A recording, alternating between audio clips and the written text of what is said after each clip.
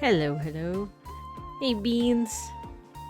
I forgot that I fiddled with my chat settings, so now I can see like icons next to your thing.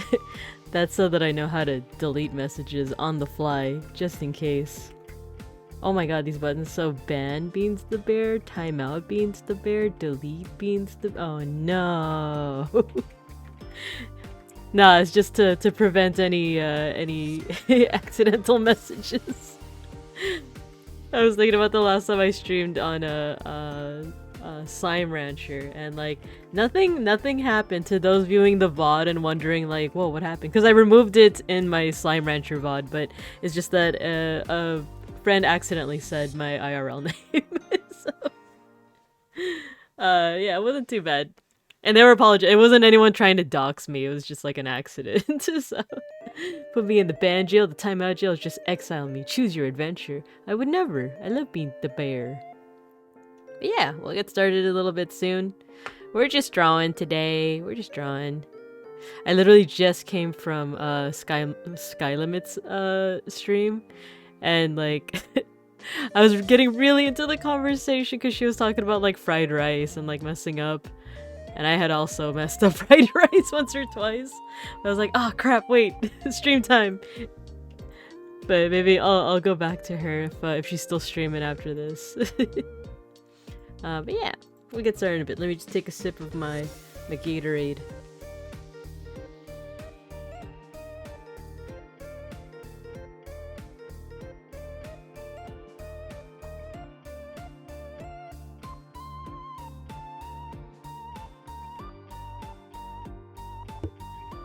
Alrighty, let's go ahead and switch to the drawing screen. There we go. Alright, hello. So it sounds like my YouTube music is playing, my chill hop. And then my voice is coming through. Alright, cool. So with that, let's go ahead and get started. So hello everyone, I'm Babinka Bear, artist, historian, art historian, and Sun Bear PNG tuber. And today, we're just drawing. We're just drawing on Procreate. Brain kinda empty today. Brain kinda hoardy. not hurty. It doesn't literally hurt. Cause I do get like migraines, so it doesn't literally hurt. Oh my god, I forgot about the gym. I forgot about the gym. Yeah, no, we can. Yeah, cause I don't usually go 3 hours streaming, so we can definitely. No. We're gonna go to the gym. We're gonna go to the gym. We can. Besides, it's like my legs that kind of hurt. My knee's still bugging me, but I can still do arms. We did back and biceps, so today's chest and triceps. So yeah, let's do it. When I finish streaming, okay, let's do it. Let's do it. Yeah, chest and triceps. We're buff bears. But yeah, so because brain kind of empty today. The plan was to like draw emotes, and as you can see, I have some sketches. But wait, let me just BRB for a second. If I okay, yeah, I don't have anything to really hide on this screen, so just go here. Another idea was to like draw myself with these poses, but we'll see how I'm feeling. Let's stick to emotes. And then we'll see. We'll see if I get tired of them or if I want to do something else. But yeah, the reason why I'm thinking of emotes is because mentioned it a couple times before, but like I am eligible for affiliate. I was eligible like starting from like a couple weeks ago. I was eligible for affiliate. I just haven't like activated yet because there's still some stuff I'm like not 100% sure on. Like I feel like I kind of want to see if I'm still like activate. Yeah, I don't want to like, I guess, how do I say this? I'm always scared that I'm going to like I don't know, drop streaming, you know, like once like if things get like super stressful at work or something, or if I just get super busy, I might just not be able to like keep up the habit of streaming. But I feel like I've been pretty good with habits lately, like going to the gym. So I don't know, and I do enjoy streaming. That's the thing. But I consider this my like how do you say um what's it called when you're like at work or you start a new job and you have like a span of time like at first that's like kind of your test period? Probation? Is that the right one? Yeah, like your probation period, right? I still kind of feel like this is my probation period for streaming. Like I'm still learning a lot in a good way. Actually, which one am I doing? Oh, I was kind of just doodling. Just doodling when I should be. Wait, let me... Oh, not syrup, that's why.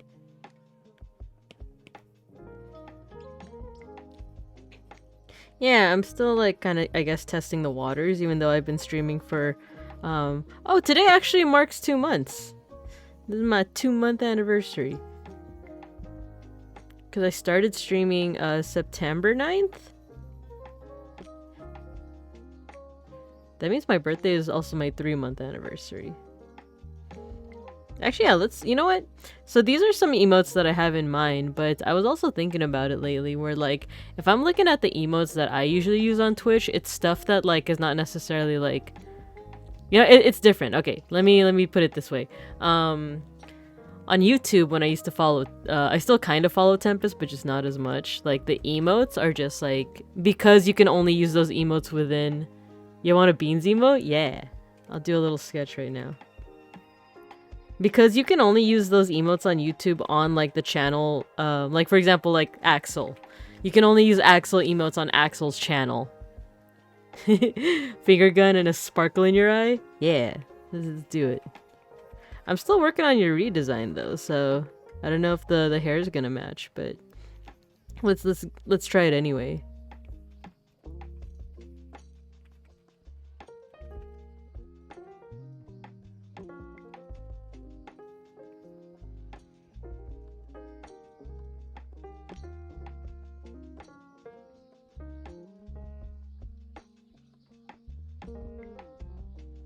There you go. I wanted a hat, like, you know, in the movies when someone's going under the grid. Oh no. Does that look like finger guns? Or does it look like chicken wings? With a sparkle? Oh no, you said a sparkle in your eye. Hey, let's do a sparkle here. You wanted a hat? They have a jacket and a hat, and it's like, wow. Okay, if you wanted a hat...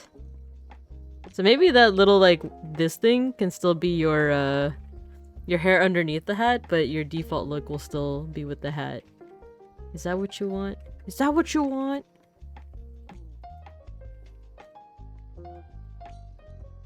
Actually, the ears are a little too big, but this is also supposed to just be a sketch.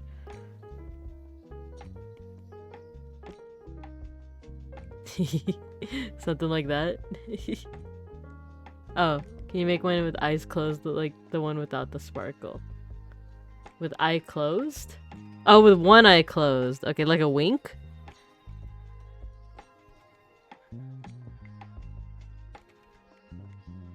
Like that kind of thing?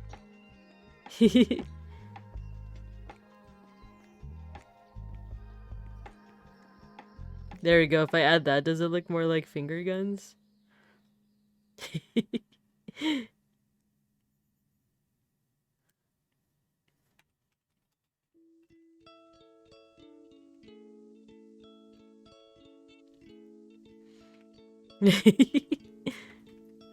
Hey, let me bring out the, hold on.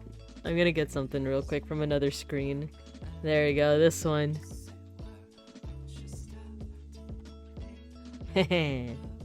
Always by my side. That's you. Oh, the sparkle to the open one. Yeah. Now I'm just checking out, like, how did I draw you? Why does it look a little different? I think the eyebrows are a little too small. Oh yeah, I forgot. There's like these things.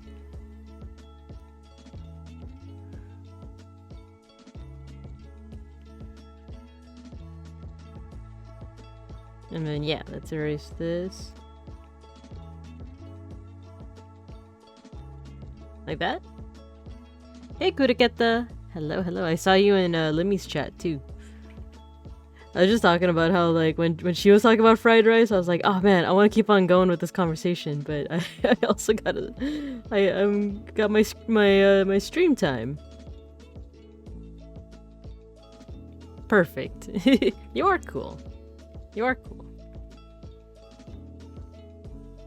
Do you want this for like for your own channel, right? Not my channel? Do I have your permission to put it on my channel? Nice. I'm gonna go eat before we gym. Do it from the fridge? Yeah, actually, yes, please. Thank you. I have a Gatorade from earlier, so I'll have that. Thank you, Beans. Yeah. Hey, Guriketa, how you doing? Yeah, I'm just kind of sketching out some possible emotes.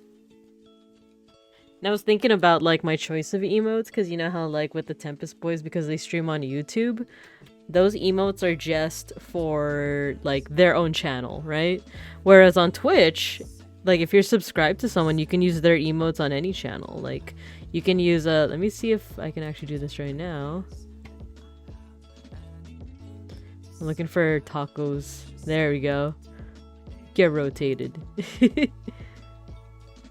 Yeah, oh my god, how are you feeling? I forgot. Yeah, you've been getting feverish lately. How have you been? Yeah, I've been thinking about, like, so if these are Twitch emotes, then it should probably be like not just like emotes of myself, but like stuff that people might want to use in, like, you know, like other people's streams. Like, yeah, Milky. Or sorry, the Milkers. You know? So in that regard, I feel like something that, like, if I like do these emotes, thinking maybe it's like this is my cat. This is my cat snackery. Maybe something like that. But at the same time, I could also just focus on emotes that just look like me, you know? So either way, I think is good. Let me switch over to my sketching brush. Yeah, let's go from there. Thank you, Beans. Got a Uncrustable.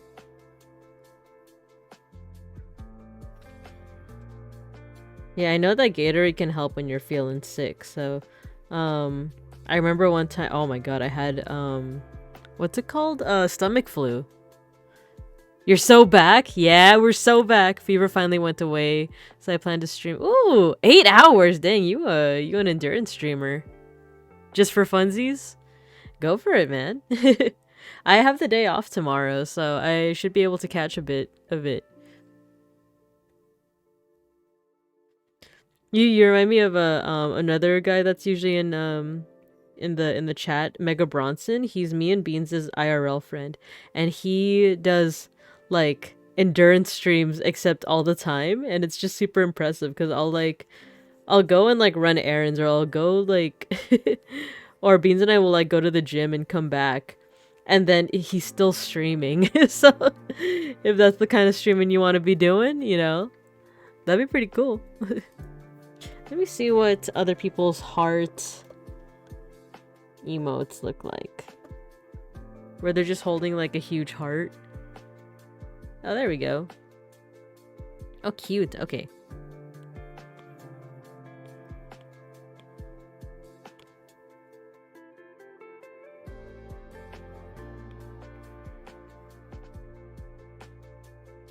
No, you know what? Let me do this. Because this is already in a square shape.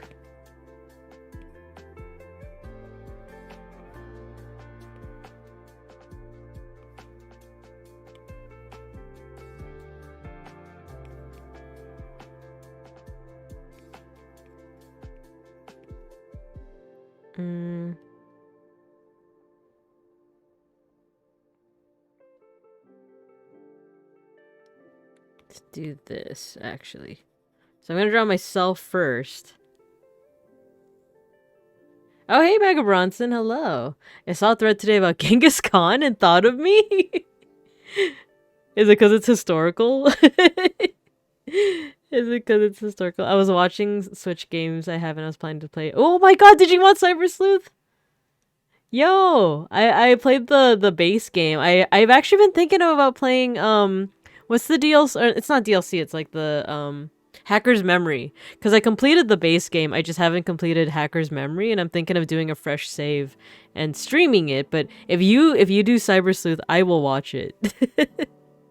I mean, anything you stream, I'm probably gonna watch it, but because people in the thread were talking about how he was actually blonde hair, blue eyed. Wait, what? Genghis Khan?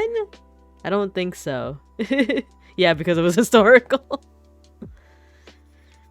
I mean, like he has like the East Asian phenotype, does he not, Genghis Khan? Because like he's literally from the area where like that phenotype like developed and like evolved. Because like if you think like, so East Asians are like specifically like, you know how the stereotype with like Chinese phenotype is like the eyes, the monolid, kind of like an extra layer of fat on the eyelid, and you know that's also why, like, you know, the stereotype, the negative stereotype is that they have like the slanted eyes, or like kind of the small eyes. Apparently, at least from what I've heard, and you can feel free to correct me on it, is that it was developed, like one reason why like humanity has that like that type of phenotype is to protect eyes from sand. And like when I remember when I first heard that, I was like, what's sand? like, you know, when you think of places like East Asia or China, you don't think of like deserts, but like I think it's like parts of Mongolia, like that's where like it's sandy. And you know, let me know if I'm spreading misinfo, because like got saliva. Because like the more I talk, the more this is starting to sound like one of those old-timey like phrenology, like, ah yes, the size of the skull like determines like which is the superior race, like that kind of thing. But yeah, that's just you, ma'am. I don't know anything about it.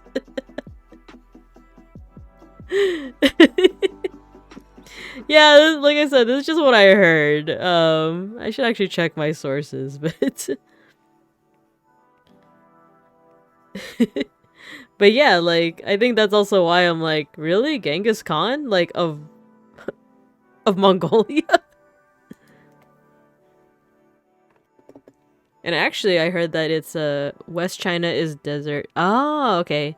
Yeah, I don't, it's like kind of like that Mongolia, like Western China region, right? Almost getting into Central Asia, which would make sense. Yeah, which would make sense. So yeah, that's what I heard. That is how that, like, at least that type of eye with the monolid like developed. So that's why I'm like, I don't know if Genghis Khan is blonde and blue eye. I don't know about that one, Chief. But what am I doing? There we go. I'm drawing my own face. I heard that like the way that we even pronounce Genghis Khan is not, I say we, but like Westerners like with American ass accents such as mine, the way that we pronounce it is not accurate. I don't even know if this pronunciation comes from like the British pronunciation, but apparently it's closer to Chinggis Khan. And even like they have an airport named after Genghis Khan, I believe.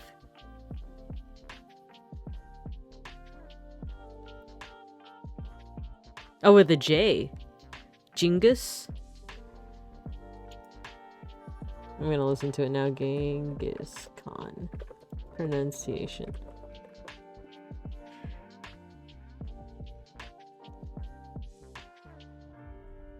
Alright, let's, this is probably gonna pick up my, this pronunciation guide, so. Genghis Khan. No, that's the American version. What's the British pronunciation? Genghis Khan. That's the same thing! Like,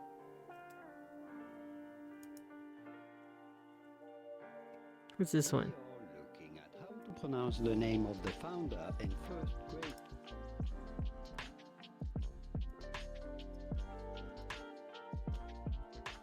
Both pronunciations are correct.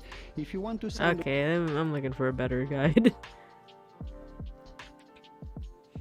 Every time I hear Genghis Khan, it reminds me of the Kushan and Berserk, which, yeah, I read the new chapter. I read the new chapter.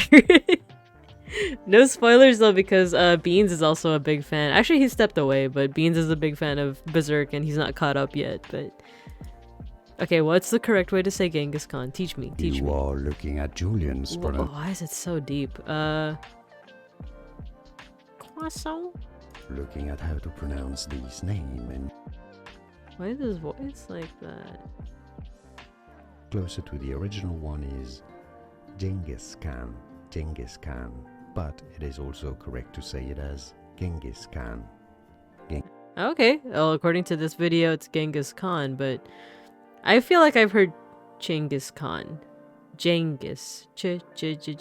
Anyway. Gotta hear before you go home. Genghis Khan. Genghis. Oh yeah, Mongolian throat singing is, like, no lie, super impressive. I know someone that went to the university that is local to us. The four-year university, Mega Bronson. I have a friend from there that can do Mongolian throat singing. He is not Mongolian, but but he just saw it, I think, and was, like, super interested. Okay, I don't know why I'm kind of usually when it comes to sketching, I'm usually, like, pretty quick about it, but this is actually one of the first times I'm doing it on stream. Because I feel like the other times I've done drawing streams, I've already sketched it out and I'm just doing line work. So this is actually, I feel like one of the first times I'm actually really, like, sketching on stream. Other than, like, my very early, like, my very first streams. So I'm actually just gonna start fresh. Yeah, and, like, when you mentioned the Kushan, you also just reminded me that there is a manga. I had 3 Mongolian project partners. They were cool. Oh, cool. I don't think I've ever met someone who is, like, of Mongolian descent.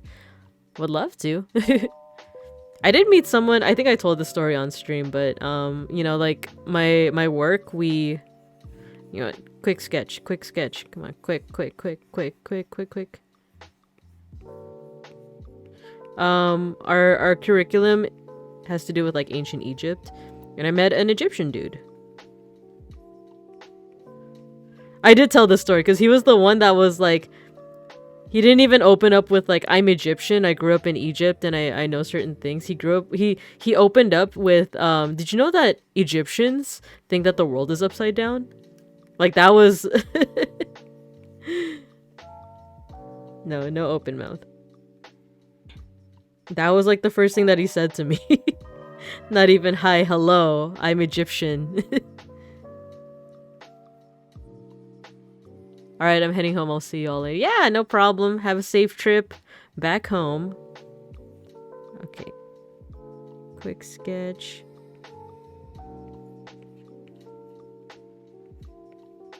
It's okay if it's messy. It's okay if it's messy.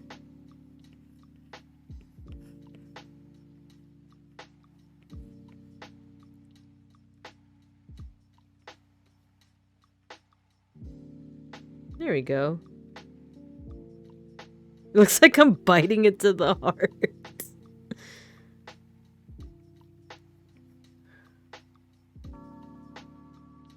That was another thing, is that another part of the curriculum that I teach is about, like, Aztec Maya culture. And it's so hard when so much of, like... Okay, so, like, when it comes to, like, teaching about Aztec, Maya, and, like, indigenous culture from the Americas, you have to fight against, like, a lot of stereotypes around, like, the idea of sacrifice, like, human sacrifice. Because, yes, there is a lot of evidence that the ancient, like, the ancient Aztecs, like, practiced sacrifice for their gods, like, human sacrifice. But there's also a lot of evidence that it's been very exaggerated. And also, it's not even just the Aztecs that did that. Like, if you look at Greek mythology, there's tons of human sacrifice in it.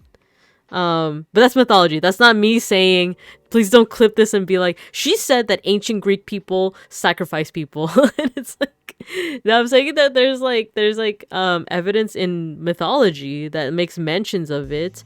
which like kind of implies that like maybe that was like not even a widespread practice, but it was practiced at least once. Where was I going with this? Yeah, so like the idea of like human sacrifice in Aztec and like ancestral American culture is super widespread, and it was even if there is like evidence of it, there's also lots of evidence that it was exaggerated. So I say all that to say that like whenever I teach about like Maya Aztec stuff, like it seems like the aspect of sacrifice seems to be like kind of what students either want to focus on, or it's also all they know, and it kind of overshadows everything else about the cultures that we're trying to discuss and teach, which can be kind of frustrating sometimes, because like I want to talk about like, oh yeah, they have like this really sophisticated calendar system, or they have this really cool like knowledge of astronomy, they have awesome glyphs, you know, like that's kind of like what I also want to study too, is like their glyphs. That's why I have those glyph learning streams, right? But yeah, like instead of talking about that, a lot of the students are like, oh yeah, sacrifice, they like pulled their hearts out and they ate it and like stuff like that. And yeah, it gets a little frustrating to have to constantly say like, there are some exaggeration. And that's not me, like I said, that's not me saying that like they just didn't do it. We do have evidence of it. And like it also depends, like with discourse, like depending on the person, if they study this kind of stuff, they will be very vehement and like aggressive with like, oh no, all of that is just made up. So I don't know, I'm not necessarily trying to argue one way or the other, but from what I've seen, some like yeah, I'm kind of like fence sitting, or whatever the term is. Ancient cultures had human sacrifices. Like in a way it made sense that they thought the gods would like that. Yeah. For I think the Aztecs in particular, it was kind of this reciprocal relationship of like, if I don't give the gods like blood or some kind of sacrifice, then like they can very easily end the world, you know?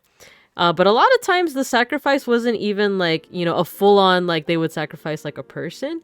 Yes, there's like accounts of like, they would sacrifice their captives like from war. So in those cases, yeah, like there are some records of that, and even if those were exaggerated, like it's a possibility. But another way that like they would do sacrifices would to bloodletting. They would just draw their own blood, which, you know, like they consented to and they wanted to do it. And like that didn't necessarily like kill anyone. It just took like blood, which you can replenish. It's like donating blood essentially.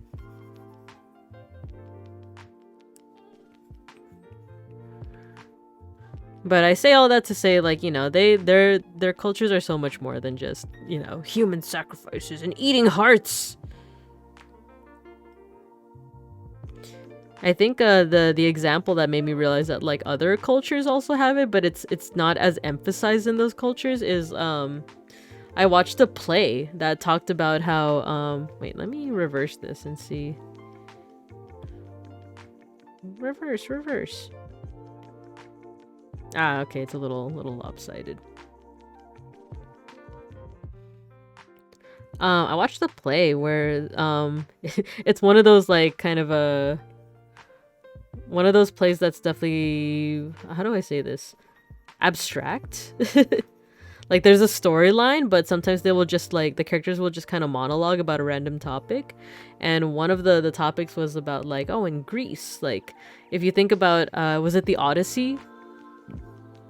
Oh no, what's the story where Theseus kills the Medusa and then is that the one?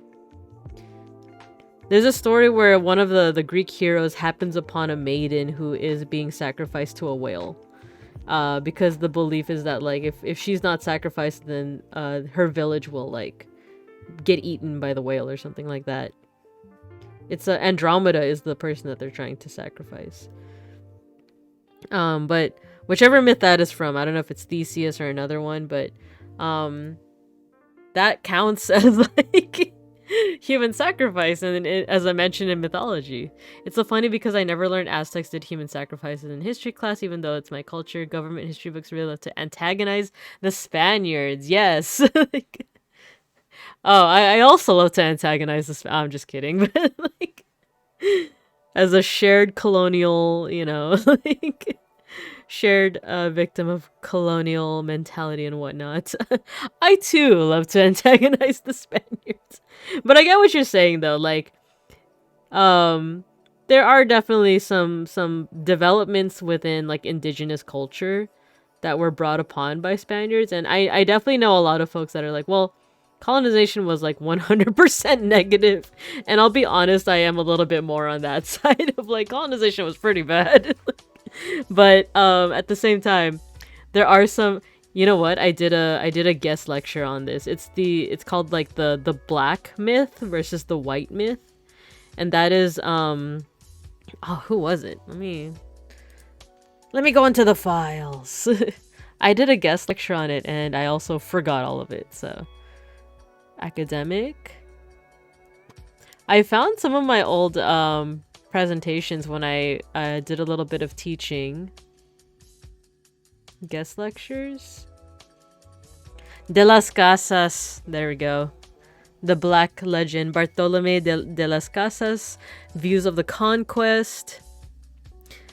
He was the guy that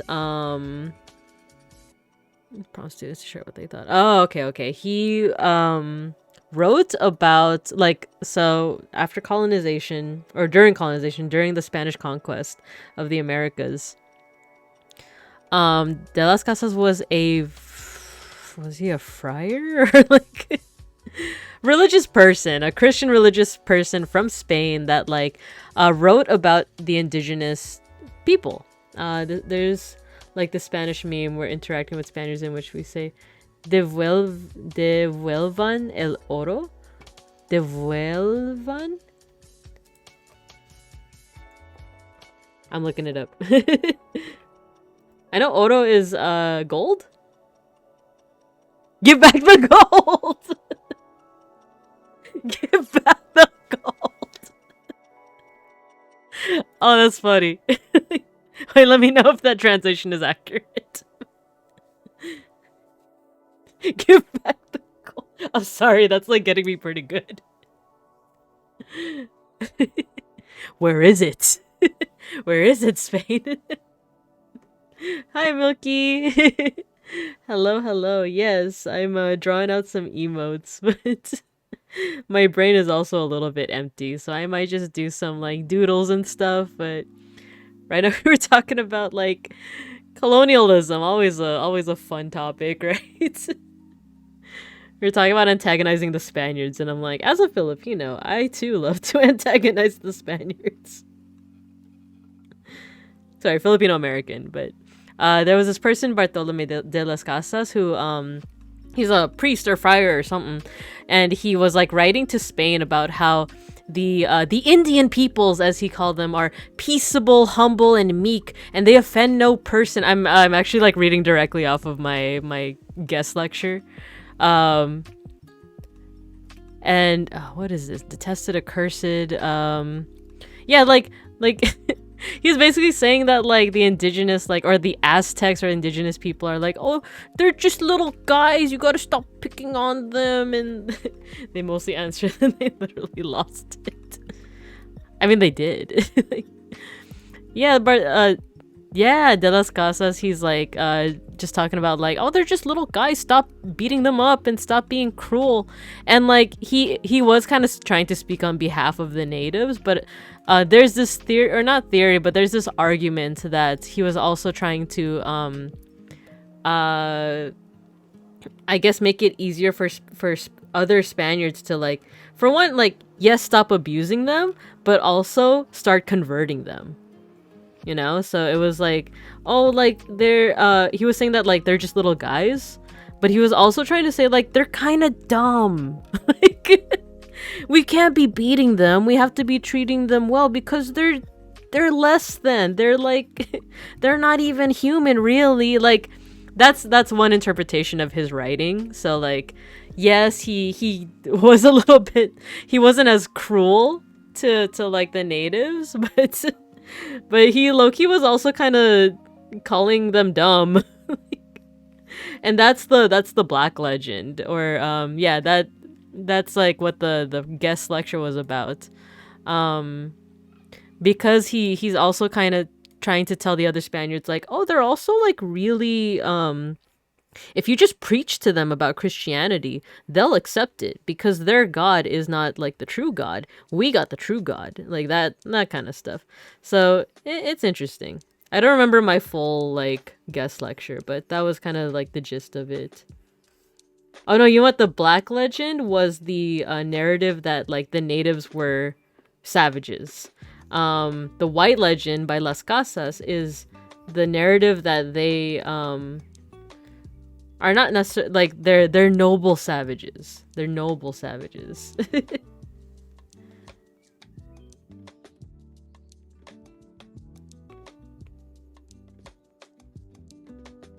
Yeah, that's kind of like what I did a guest lecture on, but at the same time they're pretty nice. Aw, thank you. Or wait, what are you did you mean the drawings or what I just said about the Las Casas? I'm sorry, I lost the conversation. Common, noble, ultra rare savages. I did some research too back in college about like how the Spaniards talked about Filipinos, and like it's kind of funny because you see some stuff that like, of course there's the usual like, oh, they worship devils, and they like, and they you know, they stroll about naked and lazy all day. And part of me was like, that sounds pretty good, actually. That sounds kind of nice, just strolling around naked all day. But I think one of the funniest things I read about like pre-colonial Filipino history is about how much they party. Is like, there's like the Spaniards have like records on records of like, oh yeah, the well, they weren't Filipinos, of course, but like, yeah, the Tagalogs, they had a party that lasted for 7 days non-stop. They just didn't stop drinking. And one of our guys just kept vomiting, and like, I just don't understand how they can just keep drinking for these 7 days. There were several fights and like much copulation to be had, and like it's funny to like hear it in such formal, like, you're just imagining the Spaniard just like furiously writing about like, yeah, and then they like did a keg stand, and like this one guy was doing backflips and eating gold and stuff, and it's like, damn, our ancestors were doing that. Like, I also heard about that last in a way, but oh yeah, normal indoctrination way, and how much the songs they sing are super sexy. Yeah, they had should I say, I don't have the this stream is not rated mature. Should I rate it mature to say what I'm about to say? I could also just cut it out or something, but they had ornamentation on their genitalia. Like, not all of them, of course, but I did see like records, right? Like, my freshman year was like Kudaket over here like, oh, them's are rookie numbers. That's a rookie. Suggest 7 days.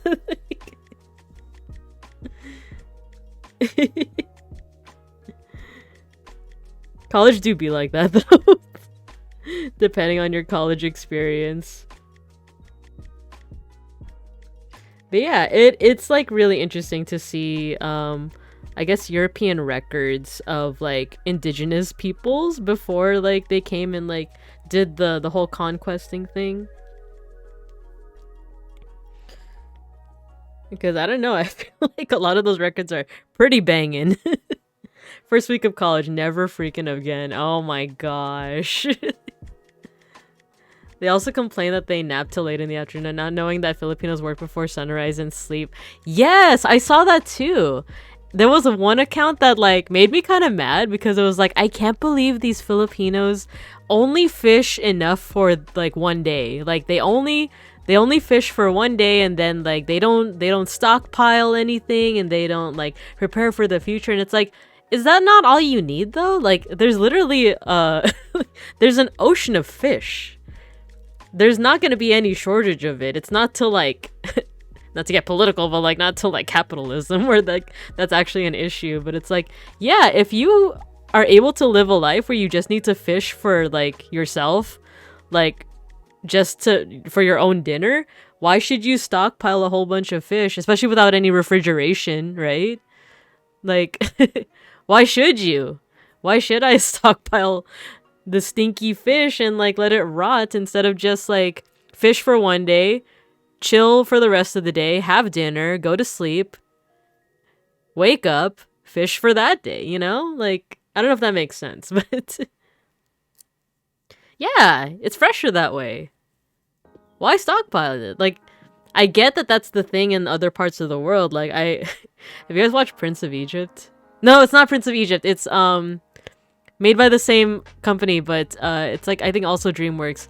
The Joseph King of Dreams, where the whole thing is like, oh, there's gonna be 7 years of good grain and 7 years of famine. So during the 7 years with like the good grain, you gotta stockpile it. And yeah, that works because that's an agricultural society. But like in the Philippines, there's so much fish. Just like, why get more food than you need for the day? They don't know capitalism. Cry. Virgin Spaniard versus Chad Filipino. And the Chad Filipino is just like, fish for one day. Alright, I kind of want to just doodle. Like, I know I know this is supposed to be an emote making stream, but like, I'm starting to like overthink how it looks, and I feel like I should do this off stream, but I still want to doodle, so I might just doodle. There we go. This is the real shit right here. But yeah, it's actually really fun to like look at. This is gonna sound weird if like for people that aren't into history at all, but like looking at historical records is actually pretty funny because the language is always so formal, but the stuff they actually say is kind of out of pocket. Like, I remember when I was taking a class on I'm just gonna. Is it gesture drawing? Gesture drawing if it's a bear. I remember I was taking a class on like I still can't believe sun bears are real. Oh yeah. It's me. That's what I look like. The colonization of America. So like, you know how the British, they had their colonies in America, and that's how the US became a thing. I think the wildest thing I read when I was doing research was how like the English settlers just like could not grasp how to grow corn. And I'm not saying that as someone who has ever grown. I also don't know how to grow corn, but like there was something like this like the Native American people like tried for years to teach the English settlers how to grow corn, and they just could not grasp it. And it was to the point where like instead of learning how to grow corn, they just cannibalized each other and the Native Americans. And like, yes, that is like, it's very sad. Like the whole like genocide of like Native peoples in America, very sad. But it's also like just reading that and being like, how the fuck do you not like get it after like 7 years? Were you just not listening? Like, can you imagine like, I don't know, maybe I'm missing a lot of context here, but it was very like, if people are actively telling you how to do this and you're just like, I just don't understand it, like, then like, I don't know, is it like a thing with like, were they just not asking for help? Until what point? Until what point were they just like, man, fuck it, I'm just gonna eat them. I'm just gonna eat other people.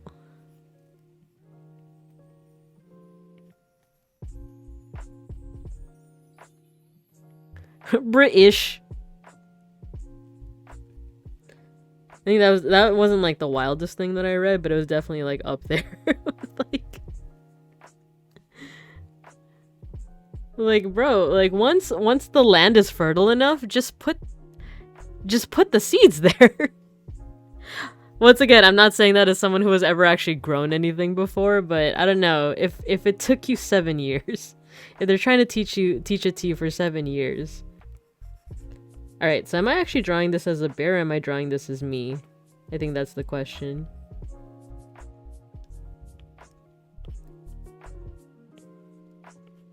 If I'm drawing it as me, top of the head.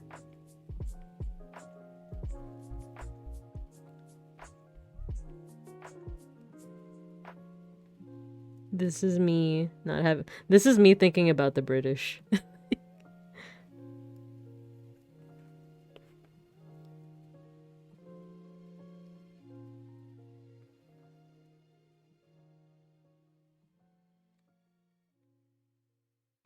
Should these be my emotes?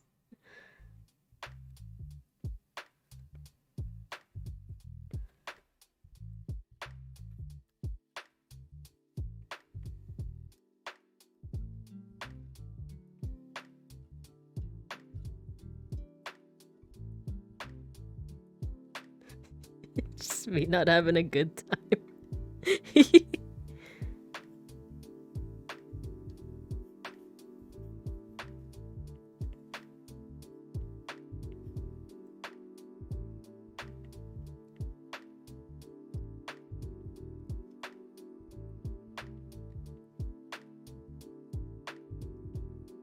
Gotta have the stubby legs.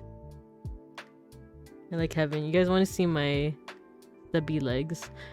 It was kind of funny when I showed off my Zatsu screen and like I didn't realize that I never showed off my full body before. Like my shoes.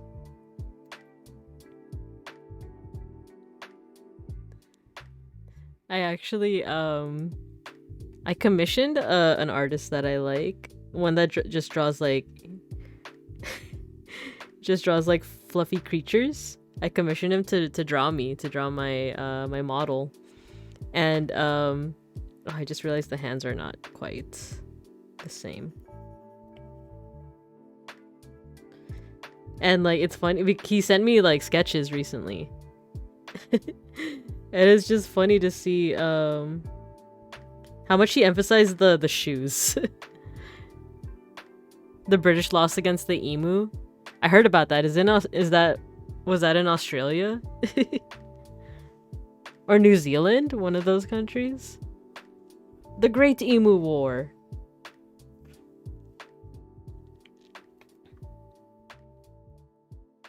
Ah, the Emu Wars. Oh, you know the ones.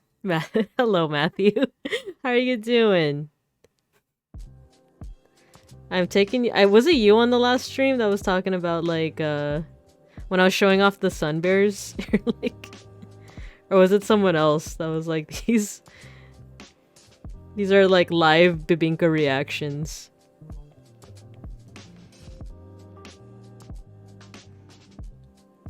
Yeah, hello. I was drawing emotes and then I kind of just like wanted to be more brain empty, so that's why I'm drawing like I'm just doing some doodles.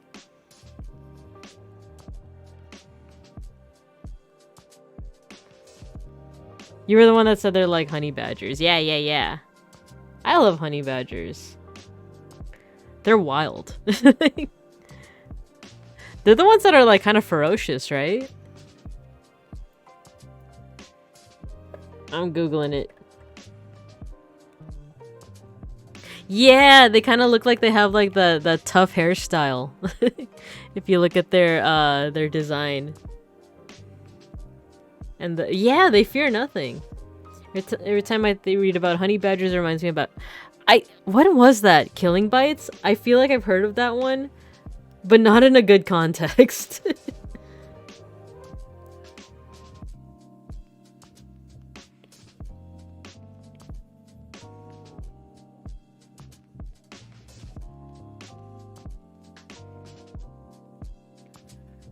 Is that the one with no, you know what I'm thinking of? What's it called? Did you guys ever watch Terraform Mars?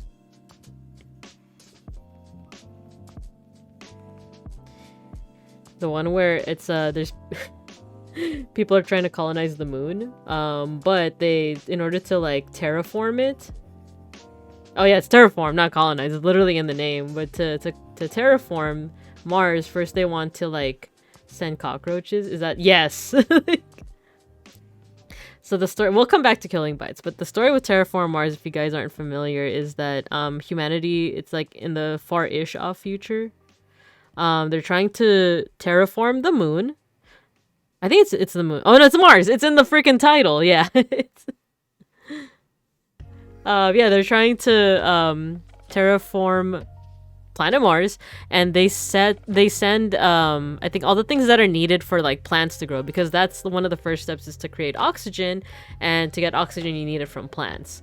But I think they send like cockroaches, like, you know, like the cockroaches we're familiar with, just bugs, to Mars. But there's something about like the space radiation that mutates them into these like terrifying humanoid like things. And they're just terrifying because like they got these big old eyes, they're very muscular, they're strong, and that's like kind of a wacky concept, but it's, I feel like for the author it was an excuse to like kind of flex their biology or their animal like information, because like everything about like the cockroaches, what am I doing? Everything about the cockroaches is very like, if cockroaches were the scale of humans or even bigger, they would be terrifying, because like cockroaches themselves are like incredibly fast. And that's what they show in the manga, is that like the cockroach like beings no, morph. No. The cockroach beings are like terrifyingly fast, where it was like before, like when so the humans don't find out about this until they get to Mars, and like this whole like rocket ship full of people, they go to Mars. It has oxygen, or I don't know if it has oxygen, but like they go, and then they see the cockroach people, and then before they can even react, the cockroaches have already beheaded one of their like people. Like, they're so fast that like within the amount of time it took for the humans to even see the cockroaches, one of the space people, one of the astronauts or whatever, was already beheaded, which is terrifying. And apparently that's this whole like, yeah, if cockroaches are human scale, they would be that fast. I'm surprised they didn't evolve into crabs. All thing, yeah, it was like carcino something. Yeah, they're Fist of the North Star cockroaches. Pillar Man, yeah. Yeah. So like then the story becomes I think the next batch of humans, or maybe it was that first batch of humans, they get infused with like the genes of different insects and animals, because it's the same idea. Like if this insect or animal was to a human scale, it would be extremely strong or extremely fast or extremely what have you. And that is how I learned about the emerald wasp. I'm pretty sure Randon talked about it, but the emerald wasp, there was a character who had like the DNA of an emerald wasp. I'm gonna just go to my Zatsu screen at this point. I'm not really drawing anymore. I'll go back to drawing. But the emerald wasp, I don't know why I'm having so much trouble saying that. Emerald wasp was this like, not gonna like kind of hot chick, kind of psycho hot chick. And she had like the DNA of the wasp, and like the whole thing, if you don't know, if you missed out on Randon talking about it, is that this bug IRL lays eggs in like, I think the brains of cockroaches, and then the eggs hatch and I think parasitize the cockroach, effectively turning it into morph green wasp. I mean, waiting for that green wasp VTuber. So yeah, like they parasitize the cockroach and effectively kill it off. So in the manga, in Terraform Mars, she was one of like the defenses that she would like, I don't know what she did. She obviously didn't lay eggs in the cockroach, but so morph Empreg by Green Wasp. Whatever makes y'all happy. Whatever makes you happy. You live the dream. You be the change you want to see in the world. Just do it. Do it. I'm gonna Google what she looked like, because, like, not gonna lie, she was kind of hot. Let's see, Emerald Wasp Terraform Mars. I'm talking about the character from Terraform Mars, not like the actual Emerald Wasp. As Randon says, that doesn't turn my crank or whatever. Okay, if furries are like for furry creatures and like scalies are for like, you know, snakes and lizards and stuff, what is the terminology for people that are like into like insects? If at least one person did a spit take, then I'm doing my part. Oh yeah. Crusties? Crusties? Is that legit or did you just make that up? Milky. Crusties. Is that legit? We got the furry. Oh, you made it up. Okay. I was like, is Milky in the know? I mean, not that I can talk when like Matara Khan looks the way she does, aka Mama. I love Matara Khan. I just haven't been able to watch her streams lately, but buggies? Actually, you know, Google is free. I don't know if wait, do I want this in my search history? Crusties. They're horny for crustaceans. But wait, aren't crustaceans just like crabs and shrimp? Wait, are bugs also considered? Oh no, I'm failing my animal terminology. This is right after I had a class today. We do an art lesson. Oh, they are. Okay. We do an art lesson. I teach an art lesson to the kids where they make like mythical creatures out of like your assignment is basically take two animals and combine them. Or 2 or 3 or 5 or 6 or whatever and combine them. Kind of like how in mythology you have like the chimera, mermaid, those are all combinations of like real living animals, but when you combine them they become like a mythical creature.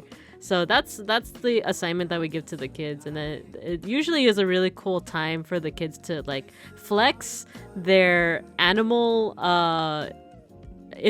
know-how, their animal expertise. And today we got into like a debate, not even a debate, but like a kid was talking about like, imagine if dinosaurs still existed. And I just shared like, oh yeah, like arguably, like according to some scientists, modern day birds are dinosaurs. And the kid just like would not believe me. Even though, yeah, so I told him that it's a theory. It's not necessarily like, yeah, that is like that's the 100% truth. Even though there are folks that are like, yeah, no, birds are dinosaurs. Crabs are the spiders of the sea, right? I think I've heard that. Yeah, like I've heard people say that like shrimps are the cockroaches of the sea, but shrimp is delicious. I've never had a cockroach, but like it doesn't look like it would be. Though I know like isn't that like a novelty item? Like I know in Vegas they have scorpion shots where you can take a shot of alcohol and there's like a little dead scorpion in it.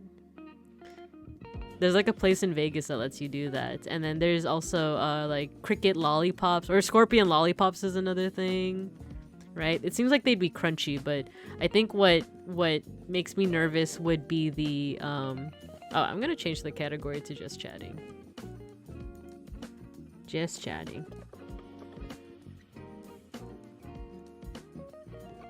Are shrimps the cockroaches of the sea?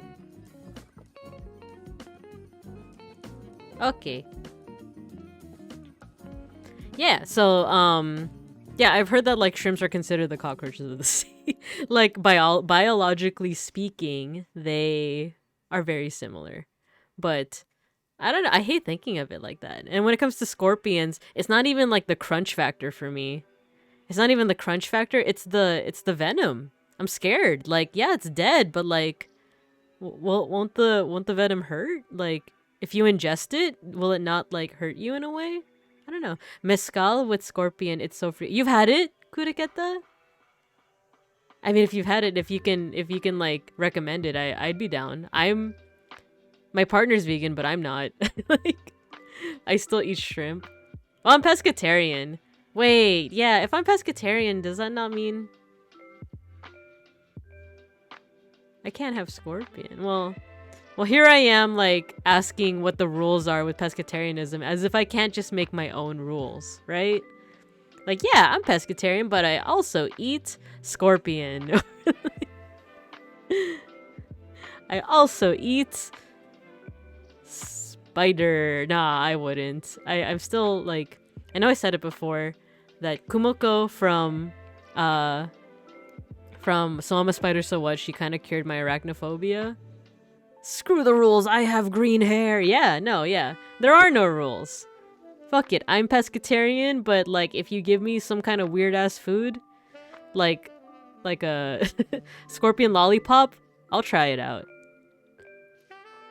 I shouldn't say the phrase weird ass food because like I was trying to look for something that like wouldn't be culturally like you know, I never want to make fun of another culture's food. So I tried to think of like a food that like what culture is having scorpion lollipops on the daily, right? Like maybe there are cultures that eat scorpion, but maybe not scorpion lollipops. So the Pirate's Code is more of a set of guidelines.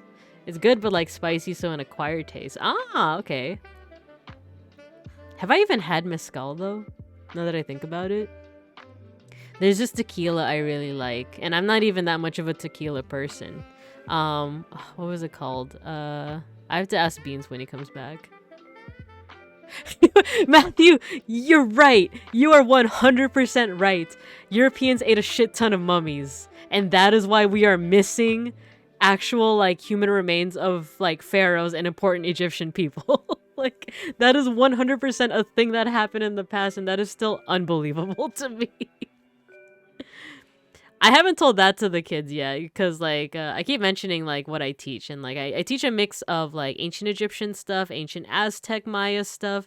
I teach a little bit of art. And like I haven't mentioned that to the kids yet, the edible mummies. They also ground them out into pigment for a mummy. No, not for the art. They ate, smoked, and painted with mummies? No. Can you imagine that? Can you imagine like being an Egyptian person and like dying first of all? Like you have this like nice little afterlife. Your soul has been judged on the scales. You're in your lovely afterlife in the Duat, and then you find out that your body is being grounded up for aphrodisiacs and like food and paint and smoked. Especially like I think part of the Egyptian like belief is that if your body rots or if your body disintegrates in any way, like then like you can't have that afterlife. Can you imagine just chilling in your afterlife and then you're suddenly like dragged out? You become a ghost again, and it's like what happened? I was just resting in my nice little villa in the Duat, and then and then you see some like pasty ass dude just eating your body. Mezcal is like a soft tequila. I like it because I really hate tequila. Ah, okay. Yeah, tequila's kind of harsh for me. Did you see that YouTube video where they recreated a mummy using a chicken and tried to eat it like the British? No, I have not. That time I died and reincarnated as a painting. Oh my god, fund it. Like, imagine getting Thanos in the afterlife. Yeah, imagine that. I'm just chilling in my afterlife, and then you kind of get dragged out. Like, did you guys see the Andin stream yesterday when Lando, like, I don't know, he failed something in the space mission and they just got suctioned out of the ship and into space? I think it's like that. You're just chilling in your afterlife and you just get suctioned back into the real world. You just see this guy eating your body or using it for paint. Not even painting like something good. It's like it's like furry porn. Your remains are being used for furry porn. I'm gonna look up the video that you talked about, Four Milks. Why did I say Four Milks? Milky. Mummy, chicken, British. I got Halloween spooky chicken karaage mummies. Even worse, it's a first-person POV of getting injected straight into the dick. No. Alright, I'm marking this stream as, we need some content labels here. We need some content labels. We're getting into some yabe stuff. Sexual themes, I guess. Drugs. We are talking about drugs.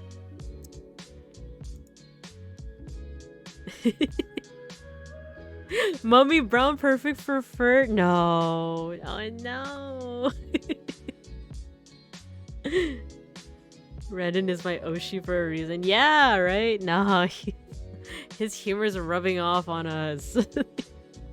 Not injected straight into the dick though. Chad reflects the streamer. But now I'm the streamer. What does that say about me? I just wanted to talk about history. Suddenly it's getting ejected out of the afterlife and getting injected straight into the dick after being used for furry porn? Come on now. Poor unfortunate souls. Yummy mummies! Yummy! Damn. I'm trying to think of like a stereotypical like Egyptian. Poor Tutankhamun. Poor guy. I love history bullshit. Tastes like colonialism. Oh man. That could be a delicacy at I was gonna say that could be a delicacy at the British Museum, as if it wasn't already being done at the British Museum. I have a deep green I only use a deep green I only use to meme. When you said I love history bullshit, it reminded me of Ode de Britannia. There was this Tumblr thread about like what's it called, it's not the Tiffany effect. It's the degree. Okay, I was like, degree. I have a degree I only use to meme. Well, same here. That's why my degree is in art history and religious studies, so I can meme on it. There's this Tumblr thread. It's a bit old, but it's about the Tiffany effect, where it's like Tiffany was an actual nickname for medieval women whose full names were like the full name would be like Theophania or something. Theophania, I think. But her nick, like if your name was Theophania, your nickname would be Tiffany. But Tiffany doesn't sound like a medieval name. So when if you were to like make a story set in medieval times and you name a character Tiffany, people are gonna be like, oh, that's not realistic, or like that sounds like it's too modern, right? But that's like a historical thing that actually happened. And the Tumblr thread went on and on about other examples of the Tiffany effect, where it seems inaccurate and it seems modern, but it's actually like historically accurate. And the one thing I remember, that's why I changed to sexual themes on here on my content labels. I'm gonna edit that. Nipple piercings. Nipple piercings were all the rage in medieval times. From what I've heard. I was just reading a text message. I technically have an English degree. Now I only use my English skills to shitpost. That's real though. That's real. I mean, if you're gonna read all that literature, I'm sorry, I'm assuming, but like I assume like if you have an English degree, if you're in like a Western country, usually that's like reading literature, right? Or is it like in a country where it's just studying the language English? Old monks with nipple piercings. Yeah, I think so. Aren't they the rage today as well? Yeah, no, you know what I mean though. Like like it was all the rage in medieval times, but like if you were to tell that to someone, people wouldn't believe you. Like if you were to like make a piece of fiction that's set in medieval times of, you know, a young lass named Tiffany with nipple piercings, they'd be like, okay, now you're just modernizing and now you're just like inserting things that weren't there, when really that's something that could have definitely happened. I'm gonna look it up now. The Tiffany effect.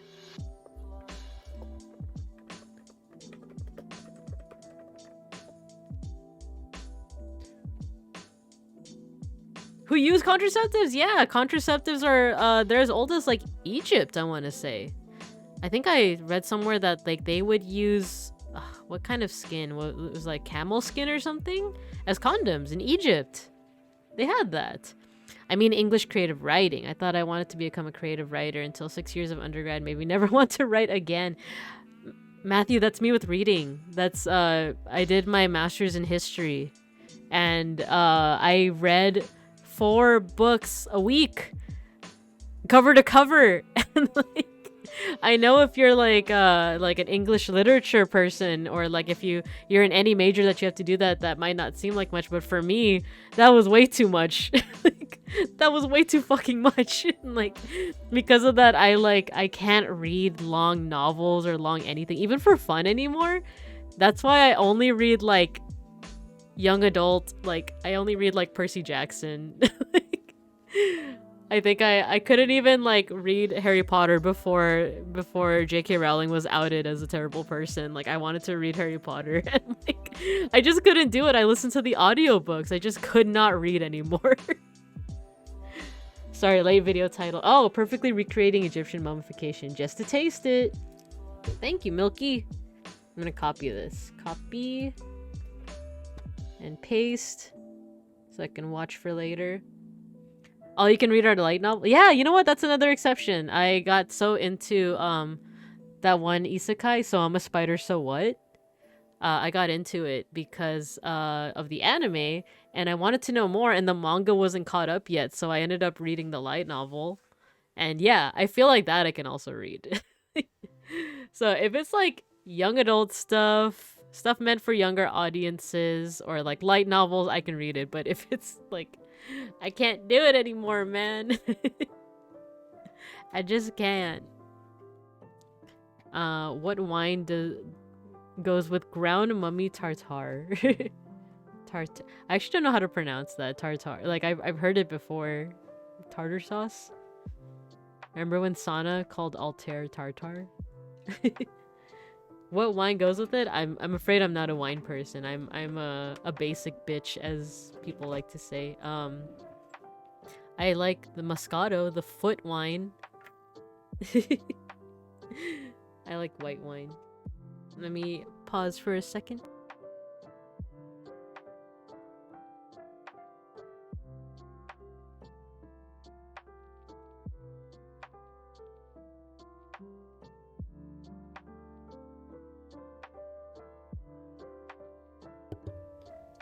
Okay, I'm back. I was just trying to help Beans find something. Yeah, unfortunately I don't know too much about wine.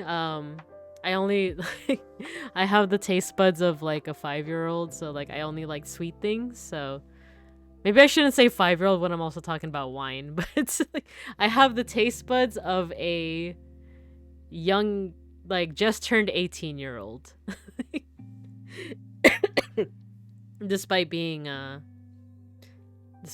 like almost double that age. No, not almost double. What am I saying? I'm 32. I'm 32. Okay, perfectly recreating Egyptian mummification. Oh, my breath smells. Oh, that was loud. Okay, so you know that I have the the video on. Drink sangria instead. I don't know if I've ever had it. I've always wanted to try it because I've seen the ingredients in sangria, and I'm like, those are all things I like. I also like sweet stuff. So far, I know I like. I've never had mead either. Is that made with? That's made with honey, right? Yeah, fellow 32-year-olds in the chat. It's a sweet, more fruity wine. Yeah, I've let me look at the ingredients for sangria. I've seen the ingredients before, and I'm like, yeah, this is all things that I like. Wait, I have had it. I had it once at like a... can't even say a party. A kickback. The origins of sangria. Yeah, I think I've seen, it's funny, I'm not even on TikTok, but you know how TikTok videos just find their ways on, like, other social media, like Twitter. I think I saw a TikTok of, like, how to make your own mead. No, it wasn't a TikTok, it was Instagram Reels. Instagram Reels. There's this account that just, like, makes mead. It can also be made from... oh, okay. Mulled wine was interesting. I drank it hot. Oh, the only alcohol I've had hot is sake. It was at one of my favorite ramen restaurants. Mulled wine, though, I've heard of that, but I actually don't know what that is. Mulled wine. I just found the ingredients for sangria. So, apple, orange, brown sugar, orange juice, brandy. Have I had brandy before? Dry Spanish red wine. Ah, okay, okay. Yeah, because red wine to me is very bitter. That's why I like white wine. But if it's mixed with all these sweet things plus sugar, I'd be pretty down. Mulled wine sounds like hot cocoa but with fruit juice. They boil wine with... Oh, that sounds so good. That sounds so good. With cinnamon and fruit and magic, the gathering. Sick. I've had that's kind of like the, what is it, like the hot, oh, what's it called, cider. I was about to say hot apple juice. I've had the hot apple juice before. No, I've had like hot cider with cinnamon. That is so good, like especially in winter time, the Burr months, as they say. Like just throwing a deck of D&D cards in there. Oh, I missed Randon's stream this morning. I was at work. I'm pretty excited for the D&D thing, but I don't know. I didn't even catch that much of his VOD. I saw like the first 10 minutes of his fake Suika game. It was fake Suika game, and then I know that that's the same stream where they worked on like Lando's character, but I might want to watch that after I finish streaming. Oh yeah, grind up some draft commons into your mulled wine for added texture. It was 3, yeah. DST is, yeah. The thing is, actually, I think it's actually PST now. Like, I always thought this span of time is daylight savings time. Technically, not to be that person. I also just found out. I also just found out that like technically this is the normal time if daylight savings time didn't exist. This is the normal time, but that doesn't make sense because it's shorter. It's like from November to March is like normal time, and then from March to November you're on daylight savings time, which is longer. That's like 8 months. Like I don't understand it. But yeah, Sea Gang in shambles. I'm so sorry. It's hard for me sometimes because I'm also like I am awake during that time. It's 10 a.m. for me, but like I'm usually at work. Or if I'm like, even if I'm working from home, I usually have a meeting at that time. So but of course you guys have it worse because you guys are like, you guys have to stay up to watch the stream. For me it's like, oh, I just have to not pay attention during this work meeting. East Coast, Beast Coast. Oh, Kudaketa, I find it really weird that everyone is having DST issues when my country decided not to use it anymore. Lucky. I kept hearing that the US wasn't gonna use it anymore. Like, at least 3 times. Like, I've heard that. And then I find out that, like, oh, Congress passed it, but the House didn't. Or vice versa. It's something like that. Where, like, yeah, they approved it. It's gonna happen. And then, like, when the time change happens, I'm always like, didn't we say we weren't gonna do it anymore? What happened to that? Or are you all just liars? East Coast, Beast Coast. Sorry, I'm a West Coast. I can't even make a joke because that actually like rhymes, but like Best Coast. Nah, Beast Coast goes hard though. But yeah, I'm a West Coaster. I'm a dirty PST person. It's all I've known. It's all I've ever known. I have gone to New York though. I actually went last April, and I remember because in my hotel room, I was watching the Yatta Tempest cover. I remember watching it and just like being like, wow, this is awesome. But that was the first time I went to New York, and it was really nice. Of course I only visited like the nice parts, so that's why I have like this wonderful idea of New York in my head. But I'm sure that if I were to live there, I'd be like, oh, don't go to that part. It's like me with where I live. It's like I do like my bus route sometimes is on a pretty famous what's it called, intersection where like a lot of tourists are, and I'm just like, man, this place kind of sucks. Like, I know y'all are tourists and you think this place is amazing, but it high-key sucks. Yeah, it's expensive. Like the cost of living. Yeah, the cost of living is insane.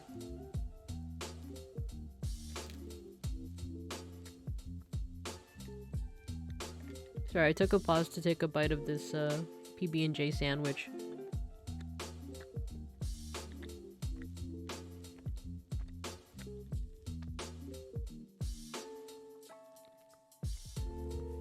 But it was nice also the New York trip because I live in a place where the oh, you're visiting New York next year? Just found out visa agents ask for your social media. Really? Why? But why though? Like what's gonna happen if like if they see like, you know, trying to think of like the most yabe thing without just saying furry porn again. TSA, what the fuck? Yeah, like what if they see my Oji-san like reposts? What if they see all the reposts I have from Milky's account, huh? Like, all of her wonderful art. What, are they gonna judge me? They'll only find femboys if they search my Twitter. I feel like my main Twitter is pretty tame. As long as they don't know about the other Twitter, I should be fine. Like, this person is clearly only here to kidnap OG-sans. Denied. Denied. Yeah, what was I saying? Oh yeah, I live in a part of the country where our public transportation kind of sucks. It's not super reliable. Well, it's actually gotten better in recent years. I shouldn't say that. It's gotten a lot better. But growing up, the public transpo was like pretty bad. Like, there's a lot of buses that only come once every 45 minutes to an hour. So if you miss it, you're kind of screwed. And, you know, back then, I specifically remember this was like, I was too young to even have a phone. Or sorry, like phones weren't used as much back then. Not that I was too young to have a phone, but it was like I was like in middle school and I had missed my like 45-minute bus, and back then I didn't have a phone, so I kind of just like sat there and stared off into space and just like hallucinated vividly until the next bus came. And I remember that kind of sucked, but like the public transport isn't as good as it could be, and I think going to New York was like definitely like a positive culture shock of like, whoa, the trains run on time? There's only one unhoused person with schizophrenia? Man, this place is great. Oh, you remember the before internet cell phone time fondly? Yeah. I remember the like when they first started becoming a little bit more, yeah, right, only one swag. Like, yeah, like when the brick phones were, hello Nomi Grass and Grotto, hello, welcome. Yeah, when people first started using like phones that were like the Nokia brick phones, they still had games. They had Snake. You guys remember Snake? The one where it's like, it's literally pixels. It's literally pixels. It's just like you know, you just have to make sure the snake doesn't eat its own tail or its own body or anything like that. Oh, okay. I was like, I didn't get the, usually when people like comment for the first time, it usually says like, oh, first time chatter, and I'm like, I don't remember no Miji Grass and Grotto. Hello Ranger, hello. Hey Beans, you played too much Snake on your mom's phone? Snake, my first obsession. Yeah, Snake was good, but there was also an art, I can't even say app, but there was like an art function on my Nokia phone. But I remember it was like essentially pixel art. Like you had to do it pixel by pixel. And I remember one time, I think I told the story in the Leaf Tent a long time ago, but it was, I think I was on a school bus and for some reason I got dropped off like at a stop that wasn't my stop. And, PNG tuber persona getting it already. Woo! Oh, so excited! I'm so excited. Oh man, when you start streaming, I'm gonna be there. But yeah, for some reason I got dropped off at like another school, but that wasn't my. This was like going back home. After school, I rode the school bus, but for some reason I didn't get off at my stop. I don't know what had happened. I can't remember anymore. And I remember like waiting for my dad to pick me up from that spot. And I spent like probably 45 minutes just just playing on my phone, and I played with like a little art app. So I played Snake, I got bored of it, and then the little art app they had, you did it pixel by pixel because there was no color. It's literally like the little cell has a pixel or it doesn't. I remember just making the American flag with like 50 little pixels to do like the 50 stars, because like that's all I knew how to do with like that little pixel art app. And I just vividly remember that for some reason. And then I think eventually my dad picked me up, or yeah, for sure he picked me up because I'm here now. Like, I'm not a missing person. So patriotic, I guess. Like, this was before I knew better. Before I was radicalized by learning about American history 4 damn times in separate occasions. Hi, C-May. Hello, hello. We're just talking about brick Nokia phones, drawing the American flag with pixels. Sorry, I'm chewing. I'm sorry if like the sounds come through on the mic. I have an Uncrustable PB&J sandwich. Wait, how did we get to this topic? Oh yeah, New York, public transpo, phones. I don't think I ever played Tetris on my phone. I did like Tetris. The crust is the best part. What? I don't know about that. I am, like I said, I have the taste buds. I have the taste sensibilities of a child. A child. I like Uncrustables because there is no crust. I'm sorry, it's the one thing we disagree on. Imagine you just can't confirm. Mibinka does have. What the? I know I admitted it. Did any of you randomize draw? Wait, so okay, what's the assignment for? I missed the VOD today. Or I missed the stream today. We have to draw ourselves? Hey, Mega Bronson, welcome back. I feel like a baby as I don't normally draw. I can draw stuff. Wait, what's the assignment? What are we drawing? What are we doing for D&D? Don't worry, I eat no crust, white bread for my sandwiches. Okay, so this is where not only do I have the taste buds of a child, I grew up on very processed foods. I grew up in a snack household. My coworker told me this once. You either live in an ingredient household or you live in a snack household.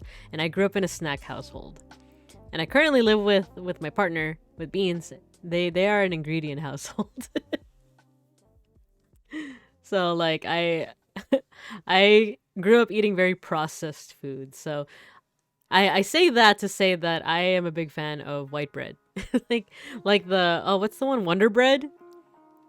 I don't know how processed that is, but because I grew up like eating it, that's just bread to me. That's just bread. And then like when I started living with Beans, like he eats like real bread.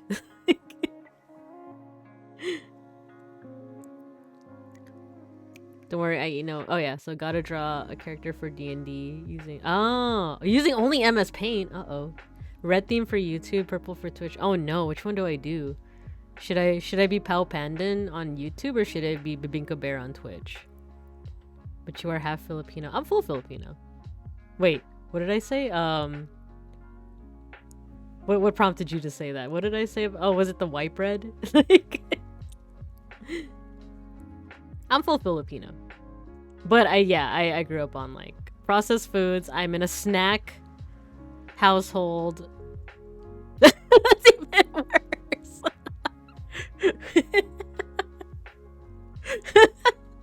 Affectionate. No, what I love to say is that I'm Filipino American, which is both better and worse.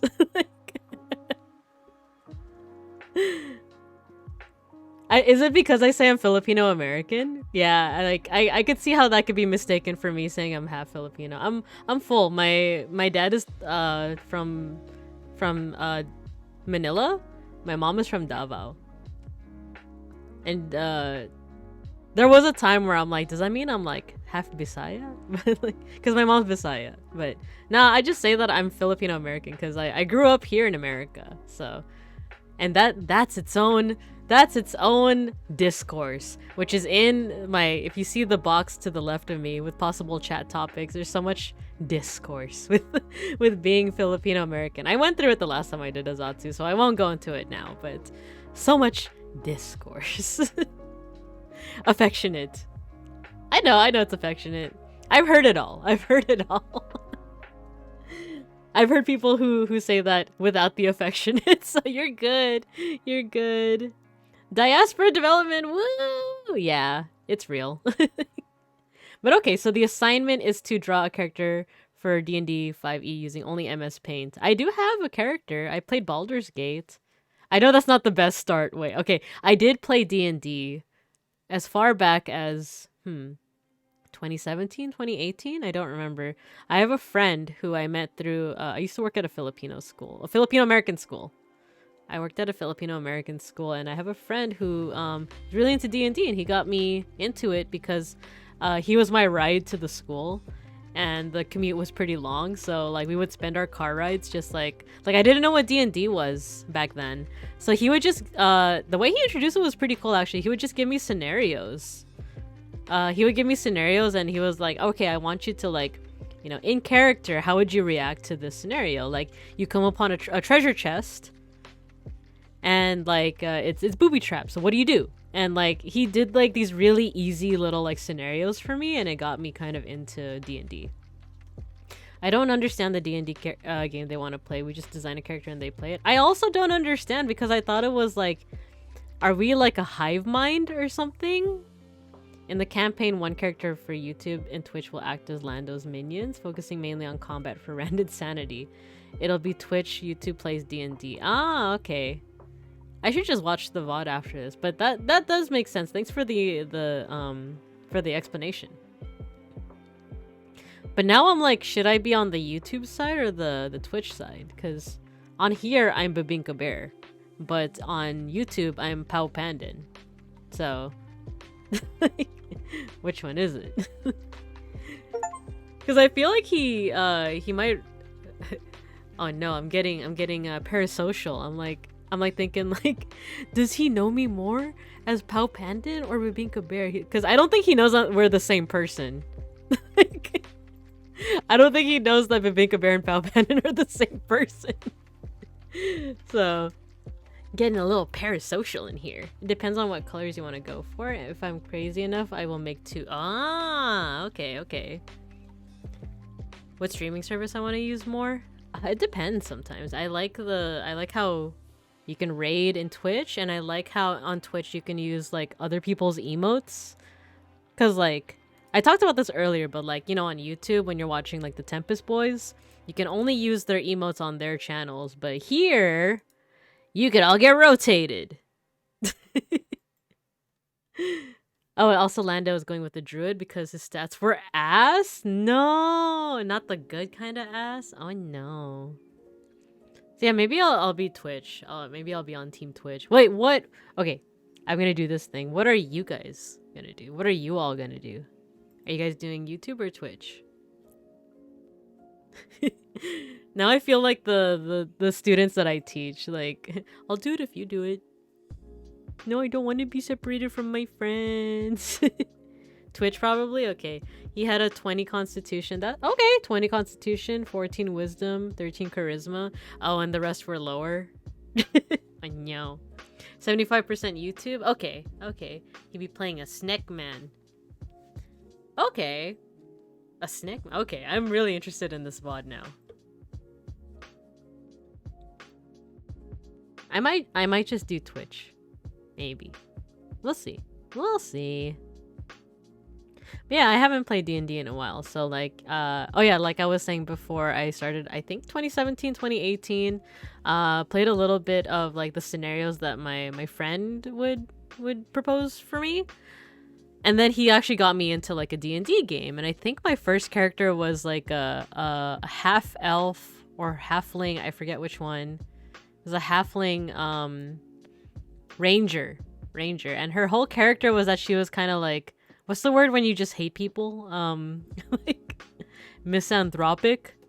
Is that the word?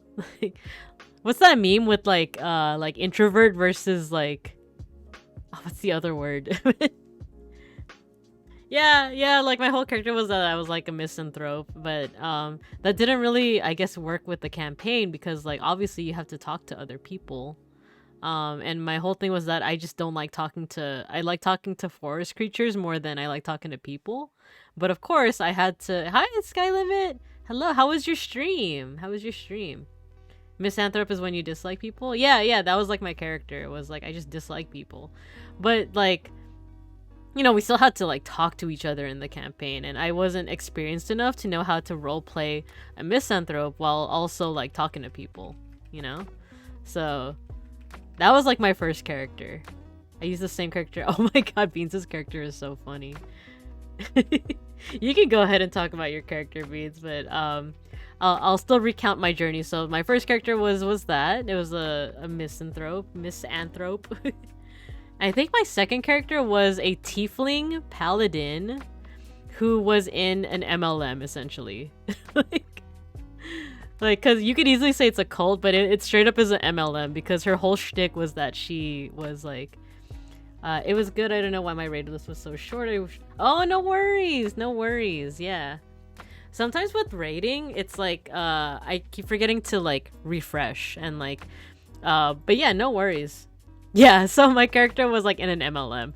So she, like, her backstory is that as a perma DM, I tried to fill in the gaps in the party. Ah, okay. My backstory is that I grew up on like an island where like we worshipped a snake, which is pretty, you know, like lots of religions have like some kind of like cosmic snake or serpent, right? But the venom of the snake was a panacea, which is like just a fancy word for like it could cure everything. So like in order to be a virtuous worshiper of the sky snake, you had to sell other people the panacea, the cure-all, because it could literally cure all. But of course, like the actual panacea isn't really like a cure-all. It's literally snake oil, like quite literally snake oil. So like my whole shtick was that like I'm this virtuous paladin who worships the sky snake and who is like such a good and like pious tiefling, but like my idea of piety was to like literally sell snake oil to other people and like get them to also join my religion, and it was basically an MLM. So I had a lot of fun like role playing with that character, but I think like in terms of combat, like that was my weakness, is like I did not know. Literal snake oil salesperson. Yeah. Exactly. So like I think that was like my latest D&D character. Oh no, my latest was I was the partner to Beans' character. Who Beans' character is what was his name again? You can put it in the chat. I forgot the name of your character. But it's that race that's like bird people. Arakokra? And Beans was like an owl person, and then I was his partner, but I'm the opposite. I'm a war gamer. Tell me more about that. What do you mean by war gamer? Because I've only ever like I've never been a DM. Like I don't know a lot of, I guess, D&D terminology. Or do you just mean you like you min-max into like battle combat? I played Baldur's Gate 3. I didn't complete it. I do want to complete it. I want to see Asterion. No spoilers. No spoilers. I want to see Asterion kick Cazador's ass. My first few campaigns I ran were for murder hobos. Oh no. Wargamer, I'm more familiar with the combat. Oh, I see. Okay. I see. Yeah, murder hobos is a good terminology for it. I feel like I think one weakness I had too with D&D is that everyone in our group is very funny. And like the kind of campaigns we ran were like definitely more on the comedic side of things, and they were all very fun. But it's hard to like when everyone is funny, it's kind of hard to like you kind of feel like a pressure to also be funny and sometimes when I force it, I'm just not that way. I'm just not funny. So it was a bit hard. Like, I feel like I was the kind of like the one boring person in like a crowd of just like really funny people, like naturally funny people. I started BG3, but I knew I would fail the semester if I continued. Oh, yeah, very true. That's why I said this before. That's why I don't play was it Tears of the Kingdom, because I know that I'm gonna get obsessed. Fellow unfunny person, handshake. I'm still giving you a handshake for the cantaloupe. For the, that you like cantaloupe. Cantaloupe is so based. Play into it. Play into being unfunny. Make jokes that are so bad that it's just like, wait, what the fuck? It really is the best melon. But that's their type of humor. You know these people, Mega Bronze. Yeah, it's people in Banana Chat. That's what I mean by they're all funny. Like, everyone is funny. So yeah, and Sky Limit, I was just talking, like, when I started stream, I was just talking about how, like, when you were talking about the fried rice, I wanted to keep on talking to you about it, but then I was like, oh crap, it's my stream time too. No. I haven't tried papaya yet. We haven't gone to the market recently. But I will try papaya soon. But yeah, with like fried rice, I also okay, how do I say this? I grew up very spoiled, but I also grew up with parents that are very like, oh, you're not doing it good enough, I'll just do it myself. So my dad would cook for me my entire life, and then anytime I wanted to learn how to cook, he'd be like, oh no, I'll do it for you. So like, I actually like didn't learn how to cook until much later in life, which is kind of like embarrassing to say, but when I started cooking, like, I would kind of screw up very simple recipes. Like, I had to straight up look up how to boil an egg. Stuff like that. I don't think I screwed up boiling an egg, but I definitely screwed up fried rice once or twice, because I was like, when is it done? Like everything's coated in oil, but like it's not turning the color that I associate with not brown rice. It's not turning the color I associate with fried rice. So saying my dad just takes the tools out of my hands when I try. Yeah, and like, yeah, like, I don't know if I could say that that's even like growing up spoiled. It's like growing up just like not learning like useful skills. So like, I do want to learn how to cook more. But I do remember like those first times, like I still am kind of afraid of like, you know, when oil, like jumps out of the pan or like sparks or whatever. It's very scary for me. So like sometimes I like cook with long sleeves or with mittens, and I just feel, yeah, no, me too, Sky Limit. I try when they're out of the house. Yeah, I only like when I was first starting out with cooking, I would only do it when like I was alone in the house, because then I could like make mistakes and like not have someone be like, what are you doing? I once got high and forgot I was boiling eggs, all the water evaporated, and then the egg exploded. Oh no. Dude, that's scary. Like, that's you know how there was that trend with like impressionable youngins where it was like, oh, if you want to boil an egg easy, just put it in the microwave. Don't do that, because like I saw like that it can make the egg explode, and not when you expect it. And if it explodes, that it can actually cause like 3rd-degree burns for people.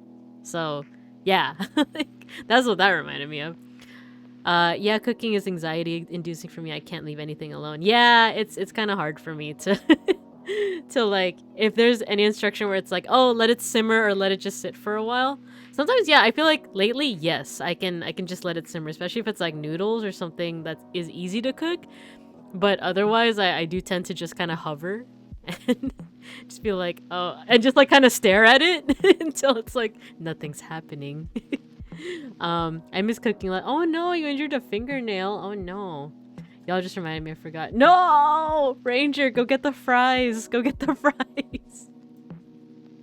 Dull knife, yeah. I didn't know the wonders of sharp knives until very lately. I imagine just being stoned and all of a sudden there's an explosion. Oh no. That does remind me of this one time, in my early youth.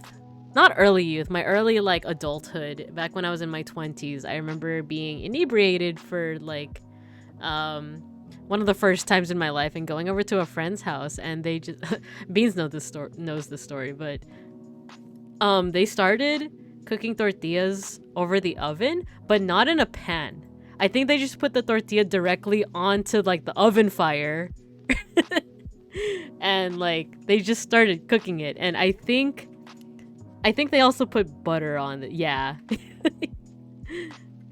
Yeah, butter and sugar. It was butter and sugar. They put butter and sugar on top of the tortilla and then just put it over the oven. And took it by hand. You answer that, Beans. I have to catch up on chat. But oh no, Ranger snapped me out of my eye real fast. Oh no. Yeah, praying for your fries. Don't worry, fires are okay and still tasty. I beg y'all. Yeah, sharpen the knives, please. It had all the nutrients. I think they took it by hand, right? Like, I think they turned off the stove, but yeah, they took it by hand. But I just remember being inebriated, and like, it was one of those moments where I'm like, are they doing something very strange, or am I just high? Like, because I feel like that happens to me a lot, where I'm like, I don't, like, when I'm like inebriated like that, I can't tell if something is like normal. Because I remember like one time I was watching during the New York trip, me and Beans were watching have you guys heard the movie Hobbs and Shaw? It's like a spin-off of Fast and the Furious. And I remember being like inebriated, and I remember watching it and being like, is this movie really bad, or am I high? I feel like that happens to me a lot. Where it's like, is this actually normal? Or am I overthinking it right now? Movie is decent. Have I heard about Hobbs and Shaw? It wasn't bad. It was cheesy. If you guys have never seen the movie, it's just kind of cheesy. It's so many like one-liners. Like, is that the one? The island will provide, brother. Like, it just has a lot of one-liners, and that's not necessarily bad, because I think, okay, this is what I remember in this. No, it wasn't New York. It was wait, was it New York? It was either New York or Vegas. We go on vacations. Like, the opening scene, it was really good. Almost every Fast and the Furious combo I have with Beans leads to Hobbs and Shaw. It's not even that great of a movie. It's the best new movie. Okay. What were we watching? What's that movie with Nick Cage? Beans and I were in Vegas, and we were like channel surfing. Gone in 60 Seconds. We were watching Gone in 60 Seconds, and it's so cheesy, and it has Nick Cage, and there's so many moments that are laughable. But then we switched to another movie, because I think it was a movie that was playing on like on the TV, and it went to commercial, so we switched channels to another movie. It was the one. Triple X? It was Triple X, and that movie just had no soul. I don't know if this is gonna make sense to folks, but like, it just had no soul. It was very like what I'm about to say is a little yabe, but it's like the main character was just like how do I say this? Not literally, but metaphorically sucking his own dick. Like, because it was played by Mo Family. Why am I blanking on his name? Help, help, help. Vin Diesel. It was played by Vin Diesel, and he plays this like too cool for school, kind of like he knows how to do all of like the skills, like he's this master assassin.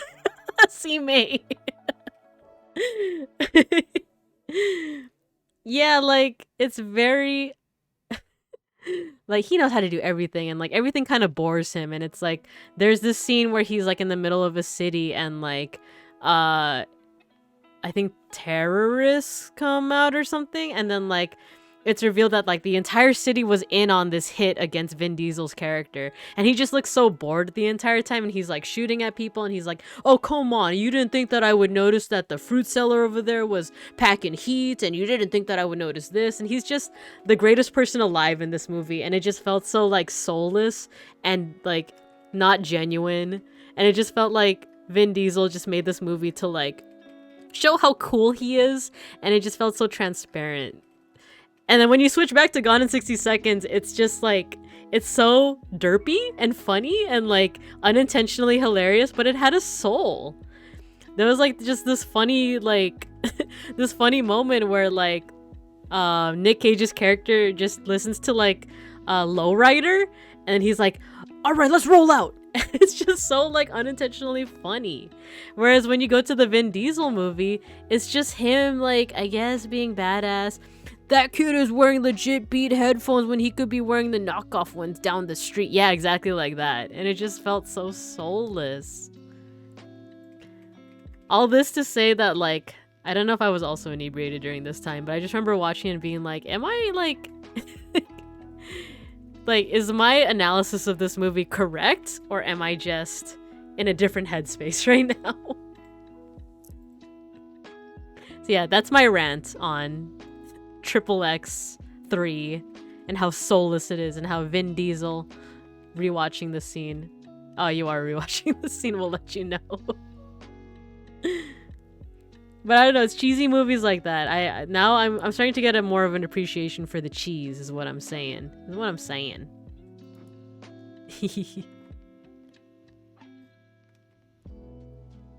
I forgot to send that clip to Mauve? How did we get to this topic? Hobbs and Shaw. Cooking. Oh, the Mauve Avenger. Okay. I see. I see. When I was at work today, to be fair, Nick Cage has like a million times more charisma than Vin Diesel, in my opinion. I would agree. Nick Cage is funny. Like, I actually haven't seen too many of his movies growing up, but every movie I've seen him in, it feels like he gives his all. And I think that's why people can't decide whether he's good or bad. Or I'm sorry, I'm referencing like if you guys watch like Community, there's like that whole debate, like, is Nick Cage like really good or really bad? I think he's really good. I think he's a really good actor. But I feel like he takes kind of like any role as long as it's like cool and quirky. Not cool, but like interesting.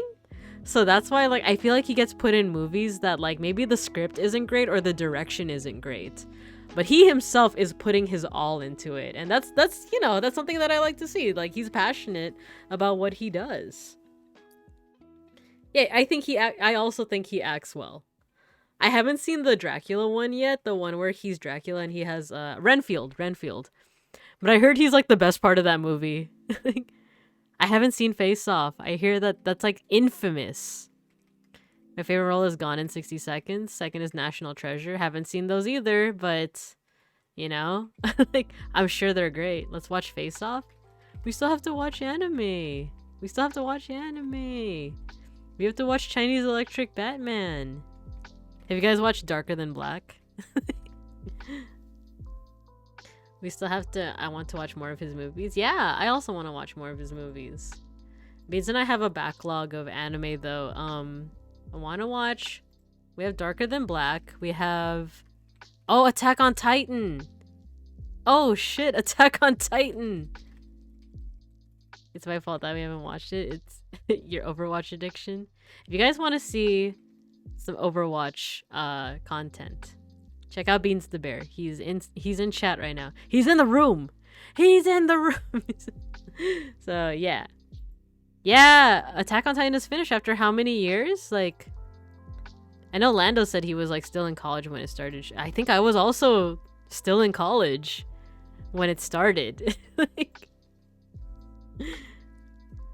oh man, has it been like 10 years or something? Because it's been a while. Yeah, 10 years. I was like in middle school when it started. Yeah. I think I was just like, oh, I was still in community college. Fun fact. Oh wait, let me catch up on chat. I was in middle school.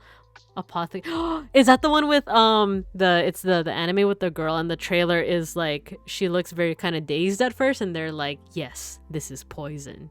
Something about that look is like, yes, 100%. I want to know more about this. So fun fact, Nick Cage changed his name to avoid the appearance of nepotism as...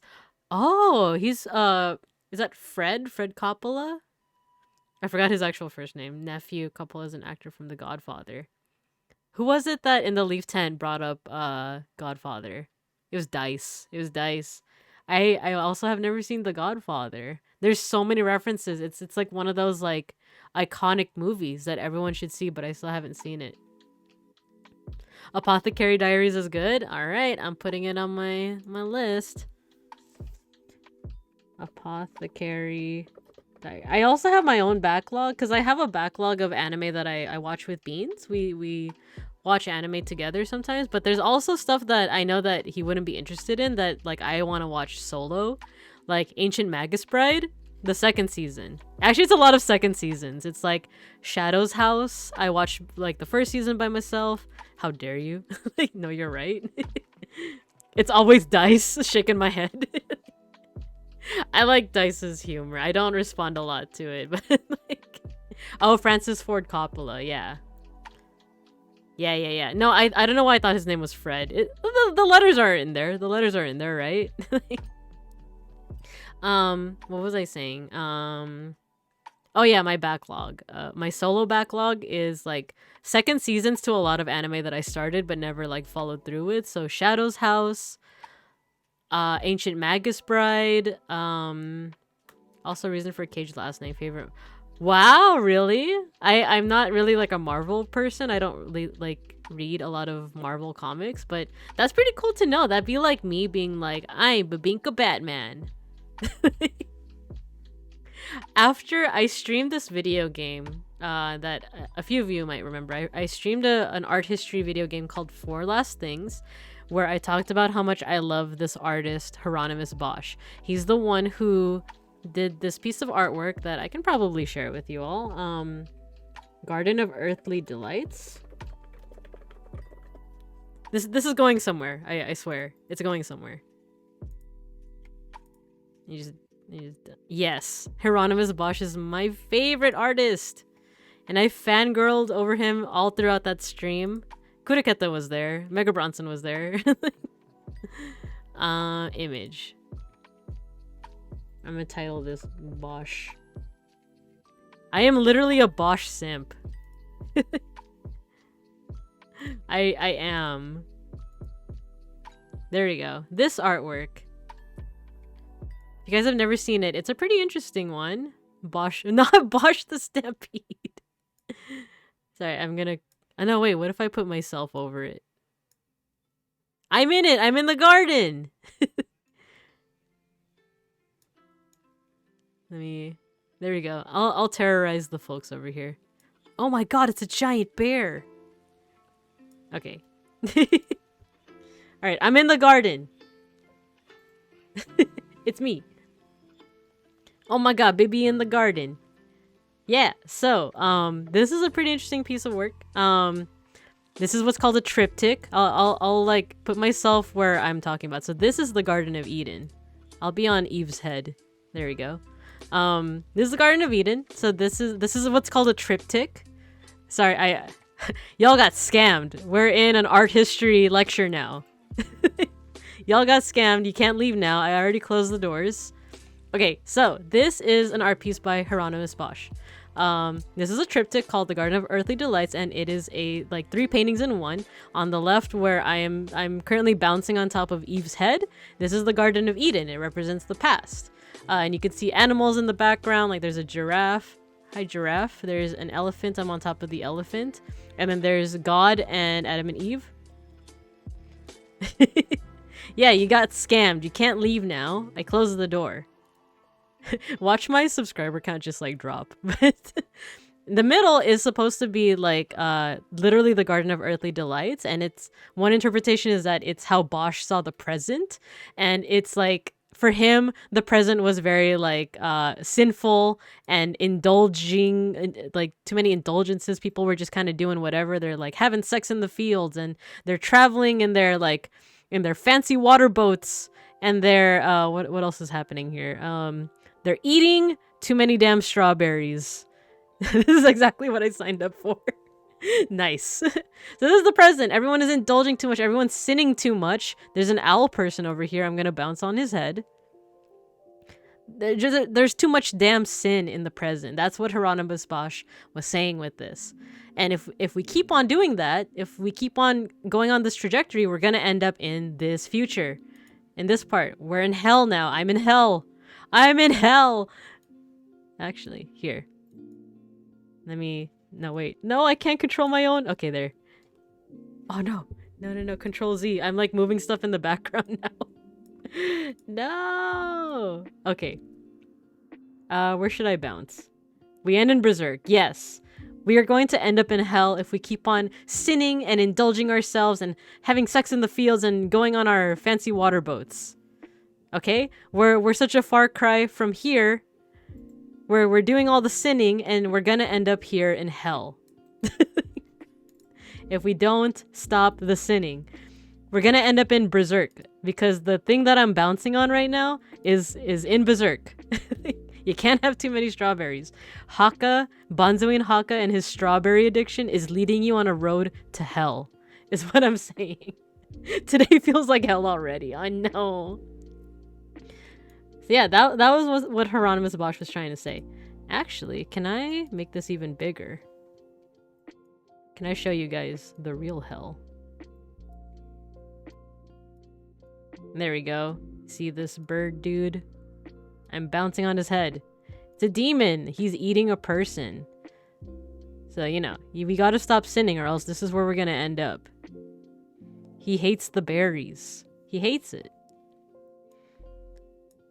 What else is happening here? This is actually the ending screen to the 4 Last Things. Spoiler alert, you end up in hell. You end up in hell. This is me. What if I want to be eaten by a bird demon? I guess Bosch didn't really think about that.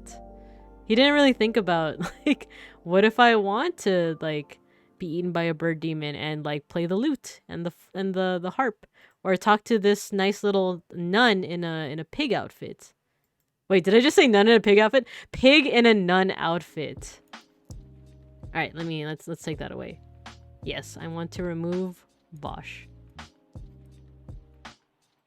All that to say, the reason why I brought up Hieronymus Bosch is because when I was thinking about how much I like Hieronymus Bosch, I was like, oh, Bosch Bear would be an awesome name. Like, I wish, like, what if instead of Bebinka Bear, I would be Bosch Bear? But I feel like I'm already known as Bebinka Bear. It's a little too late to change. But what I thought of, what if I go by, I'm not going to change my name for this, but what if I say that my full name is Bebinka B. Bear and the B stands for Bosch? So that's now my... That's some lore. That's some Bebinka lore for you guys. And a free art history lesson. See, you don't have to pay for it. You don't got to go to a fancy 4-year university. You just got a free lesson. I want to get the blue flutist from one of Bosch's paintings as a figurine or use it as a wargaming miniature. Yo, the figures in, like... For free? Wait, I'm only seeing asterisks. Is there like... Did I accidentally censor something? Or did you just put 3 asterisks? But yeah, the figures in a lot of Bosch's paintings are very interesting. Like, there's a painting where it's butt music. There's a painting where Bosch drew like musical notations on someone's butt. I think it was in that painting I just showed you guys, but... And the musical notations can actually be like transcribed and played as music, and someone actually went through the trouble of transcribing and playing the butt music. It's somewhere on Tumblr. I saw it. I know it because of my learnings. Pauno, I want to talk about 2 different paintings of Diponegoro captured because I think you'll... Yes, please! Any kind of art history stuff, I love. I love art history stuff. But you're mid-work. It's okay. It's okay. I definitely want to see it though. One of these days. That's why some of the stuff in my possible chat topics are like history or art history related. Let's see if there was another one that I can show you guys. Is it Ike? Vander Ike? That's not it. Hey Bear, how familiar are you with Warhammer 40,000 and the works of John Blanche? Unfortunately, not that much. I don't know that much about Warhammer. Yeah. You can definitely info dump in the Leaf Tent. Without context, that's funny. Let me dump you in the leaf tent. I'm sorry, Vinka. I think we should see other people. Like, imagine just seeing that in the leaf tent with no context. But yeah, Matthew, I'm unfortunately not super well versed in Warhammer stuff. It's just a train I missed out on. Not to say that I wouldn't be interested in learning about it. I just don't know that much about it. I know that, like, miniatures, right? Do people, like, paint miniatures of, like, Warhammer? That's literally all I know, and that's only because I used to follow an arts YouTuber named Jazza Studios, and I think he did a video on, like, painting Warhammer miniatures. But unfortunately, not too familiar, but yeah. Yeah. I could look it up though. John Blanche. Why does that sound familiar? Gonna head out for tonight. Good night and have a good rest of stream. Thank you so much, Skylimit. Thank you. Have a good rest. And thank you for stopping by. We actually might stop in like about 15 minutes because I do gotta go to the gym with Beans. I wanna chill before we go to the gym. Yeah, Jazza. The only thing I know about Warhammer is that my husband Henry Cavill likes it. Yeah, I hear that Henry Cavill is a big fanboy of different things. A random thing I heard in an interview is that he doesn't use blue or green ink because it fades over time. He uses red, black, and yellow. Grim dark art. Oh, I just googled him. That is awesome. Oh, it's very like monumental. It is very like Bosch reminiscent because there's a lot of like small moving parts. Like everywhere you zoom in, there's some kind of cool detail. That's what I'm saying right now. I just googled John Blanche. The way that in this one painting I'm seeing, it reminds me of was it Geiger? There's this no, that's a Geiger counter. Artist? What is his name? H.R. Geiger? Giger? Like the alien, the alien artwork. Yeah, H.R. Geiger, yeah. The same one that did you guys watch Betel and Shinri's Smash or Pass? They both love the alien, right? This is cool though. If you guys have any like artist recommendations, I'm always super down for it. I'm looking at the paintings right now. Yeah, Sime. God, my clownfish loving ass ate that stream up. I feel like clownfish enjoyers have been eating well lately. Yeah, this art's really cool. I'm trying to think of what other artists do I like. I actually have like a full I actually did start like a little like slideshow of my favorite artists. Like, I guess like big artists throughout time. Can I find it though is the question.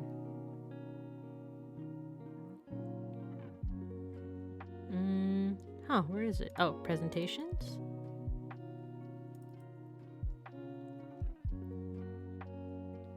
Oh, I can't share this. It has my real name on it. Oh, William Blake. William Blake is another one. Giorgio de Chirico. Frida Kahlo is pretty good. Also art related ish. I have a mini that's a parody of Drake's Hotline Bling, and I tried using it as a reference for my shitty MS Paint character. Hotline Bling, that brings me back.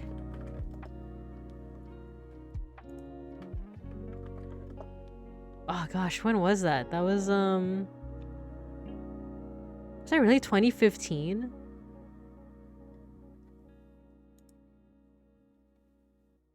Man. That's pretty cool though. I'm like interested in weren't you the one that said that like you do you paint miniatures and like I don't know, did we talk about like the you wanting to like stream it, or was it on like one of my hand cam streams that you said that? Drawing hands is a pain, yes. Like That's why I got paws. You look at my paws. They're just circles. That's what I like about. I never have to draw hands. Oh, here we go. Here's an artist that I like. She is more of a surrealist. Remedios Varo. She's got some pretty cool stuff. Let me see if I can get an artwork for you guys. I'm thinking of becoming a PNG tuber with Anime Grill PFP. Yeah, you should do it. If you stream, I will watch. I will fully support. First of all, realize I'm not following you. There you go. Yeah, I'm definitely down to see a stream. What was I doing? Oh yeah, Remedios Varo.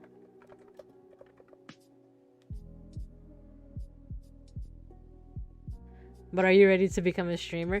It's pretty fun. It's pretty fun. Like, I think what helped me to get into the groove of streaming is I'm definitely the kind of person that has to like watch 20 YouTube videos on a topic before I can even like delve into it. So I watched a lot of YouTube videos on like, I think one thing is that you definitely have to expect your first streams to like, okay, how do I say this? If you advertise your channel, you'll definitely get people watching you, but also be prepared to have those streams where there's 0 people watching you at first. Like, especially like the beginning of a stream, sometimes like 0 people will be watching you, and like I have the benefit of like sometimes Beans will help me out. Beans will help me out and like chat with me, which is great, but sometimes you just have to be prepared to have like 0 people, but still have still keep the conversation going. And I think what helped me is like doing art streams, because then I would just stream as if I'm making a YouTube video, and like basically instead of waiting for someone to say something in chat, you make a video that's like, okay, so the first thing I'm going to do is I'm going to paint this part, and then now I'm going to paint this, and I'm choosing this color because I like, what was the thing that you said that I use green ink. I don't use green or blue ink because it's going to fade over time, so I mainly use red, black, and yellow. So like it helps to kind of like already have some kind of content in your back pocket, so that when someone enters the stream, like they feel a bit more inclined to like stay and listen, or even like talk in chat. I say this as if I'm like a seasoned streamer, right? I've only been streaming for 2 months, but these are the notes that I've gotten from like other people who have like been more successful with it. So like, yeah, for me, like art streams help because I'll be like, oh yeah, so I'm drawing a circle because like my head is circular, or like I'm using these colors because they're complementary to one another. And then yeah, if people end up talking to you in stream, then that's a great jumping off point. But just be prepared. Be prepared for the possibility that like not a lot of people will be chatting a lot of the time. So in that case, default to like YouTube mode, where you want to imagine that eventually everything that you make can be edited into a YouTube video. So it's okay if there's dead air. It's okay. Be prepared to cringe. Oh no. No.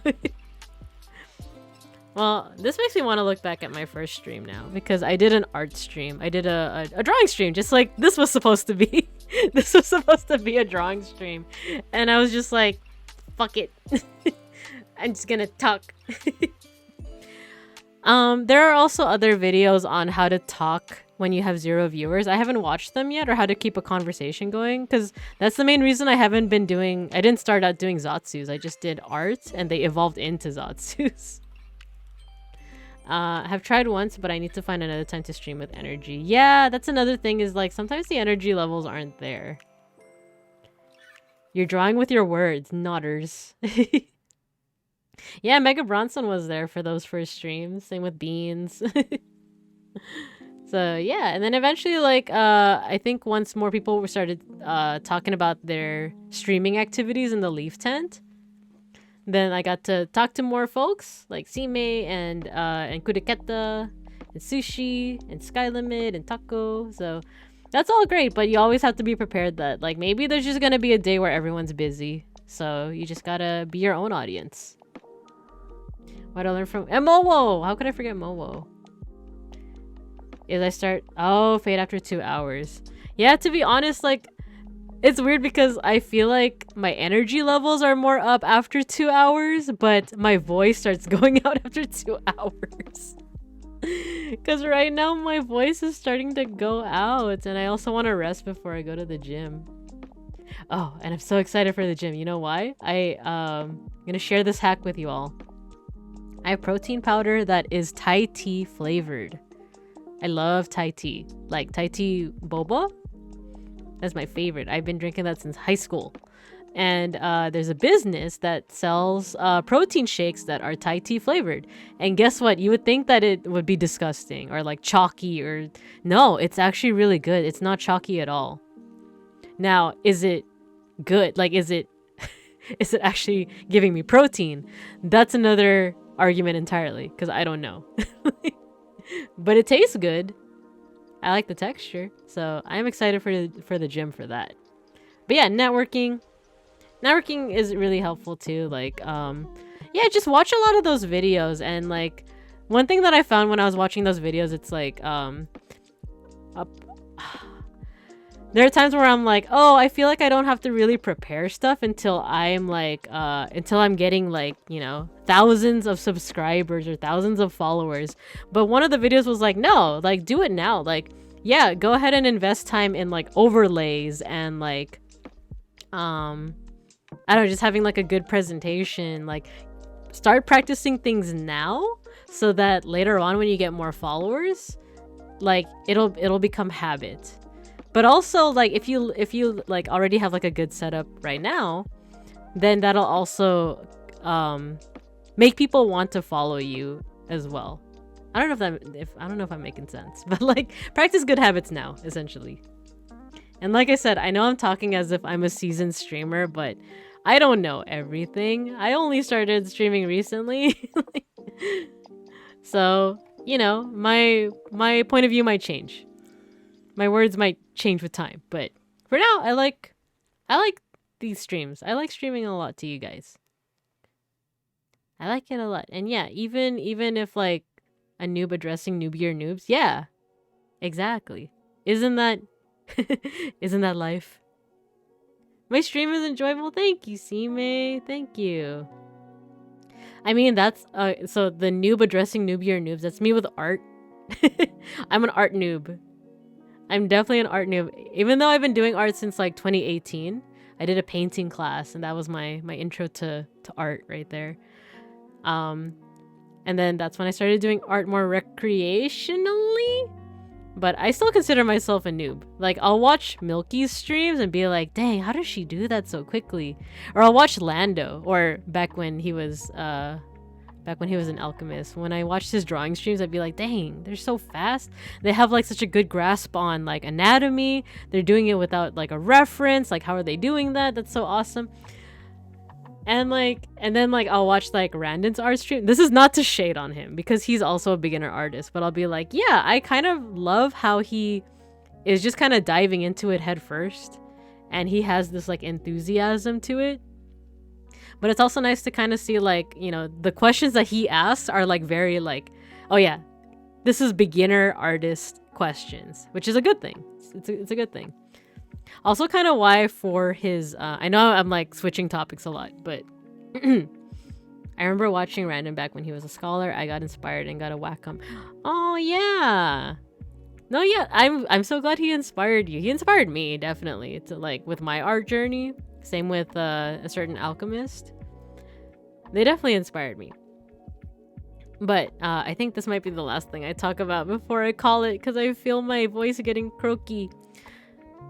I would like to like maybe put together. No, you know what? Maybe I shouldn't say it publicly because the VOD it can be watched. But basically, I want to make something that can help a certain new budding artist. I already mentioned it in the Leaf Tent, but I can talk about it another time. But yeah, I'm glad that you guys are enjoying my content, and I'm like it's really nice to stream to you guys. Secrets. Yeah, I keep mentioning it, but Leaf Tent. It's a Discord. We could talk about it off stream. Cause you have me on Twitter. You have me on I think both my Twitters, Matthew. My Pau Pandan and my Babinka Bear Twitter. But yeah. All I'm saying is I think I might want to I like projects. I worked a lot on the Tempest project, like the Tempest like birthday projects. I like them a lot, and I'd love to help out people if they have a project in mind. But of course, there's other people who have like project guides. There's some really good ones, especially like the solo project guides. But yeah. Oh, my voice. I can feel it. It's fading. It's fading. Let's see. I only found the unofficial Vesty cord now. I'll talk to you off stream. But okay, so I wanted to help out on birthday projects, but got too busy. Yeah, that's what happened with me too. Like, I actually wanted to lead a project for a certain scholar before graduation, of course. But who knows? Maybe aspects of that will still happen, but I also just got busy. I still think about like if the graduation didn't happen, I would be in the midst of the project right now, and I don't know if I would have been able to handle that. Cuz I'm pretty busy with work, and then like you know what? I think what would have happened is that I wouldn't have started my streamer arc. I think that's what would have happened. Because I probably would have just been too invested in the project. Which, you know, they're both like good things. Like doing a project versus streaming. They're both really good. Yeah. But I do like it.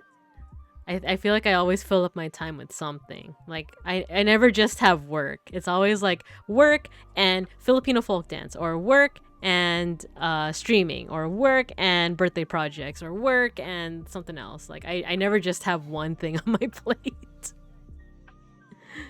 Which can be good, can be bad. Message request. Oh, haha. I see your DM. Actually, yeah, I would say I'm pretty organized. But here's the thing. That came with a lot of one, experience, and two, mistakes. If you were to meet me 10 years ago when I was yeah, I see your DM. I'll answer after the stream. If you were to talk to me 10 years ago, back when I was in my early 20s, I would have had a semblance of organization, because I had a passion planner, I had a planner, I have all my classes all planned out. But like I was also part of some organizations, and I was in leadership in organizations, but I wasn't the best leader. I would ghost people a lot, especially like if things got too overwhelming for me and people needed me to do something. I would just ghost. I would just play video games and ghost. And to this day, I regret that. I regret that a lot. And like I would just overwhelm my plate with different things like club activities and studies and work. And I was very disorganized. And it was only through a lot of struggle and a lot of like hard truths of like, yeah, you are not being like the most communicative. You're not being the most transparent. And you're not being like the best person to the people in your community right now. It took a lot of that for me to kind of like wake up and like and be like, yeah, I should organize my time better. I should manage my plate better. I should learn how to say no. Like when people ask like, oh, can you do this? I should learn to be like, oh, you know what? I have enough on my plate right now. Because what I used to do is just say yes and overload it, and then nothing got done. So now I feel like through that, because of that, I feel like now, yes, I can say that like I'm somewhat organized. Like I got a system going with Google Calendar. I set my reminders on there. I use Notion. I use those like apps and websites that are all about like organizing your life, I guess. I have a to-do list that I regularly update, right? Because the thing with me is that I sometimes just like I'm really bad with habits. Like that's why I'm pretty proud of myself that I held on to streaming and going to the gym. But with that said, my voice is croaky and my energy is there. The mind says keep talking, but the body says shut up. So I'm gonna go ahead. Yeah, it's gym time. It's gym time. Actually, it's gym time 30 minutes from now, but I at least want to rest my voice. So I'm gonna go ahead and go to my outro screen. I'm gonna see who I can raid into. I also want to say thank you, everyone. This was really nice. It was nice chatting with folks. Get them gains. Thank you, guys. Thank you. Thank you for always popping in, or even when you guys don't pop in, thank you for at least, like, giving me the time of day. And even to people that just pop in for, like, a single comment or so, that's very much appreciated, you know? So, thank you, guys. Let's see who we can raid into. Who was I think Saku was streaming before. I don't know if she's still streaming now. Ooh, we got some choices here. We got Matara Khan, we got Cockroach Mama, we have Saku, and then we have Kiki loading.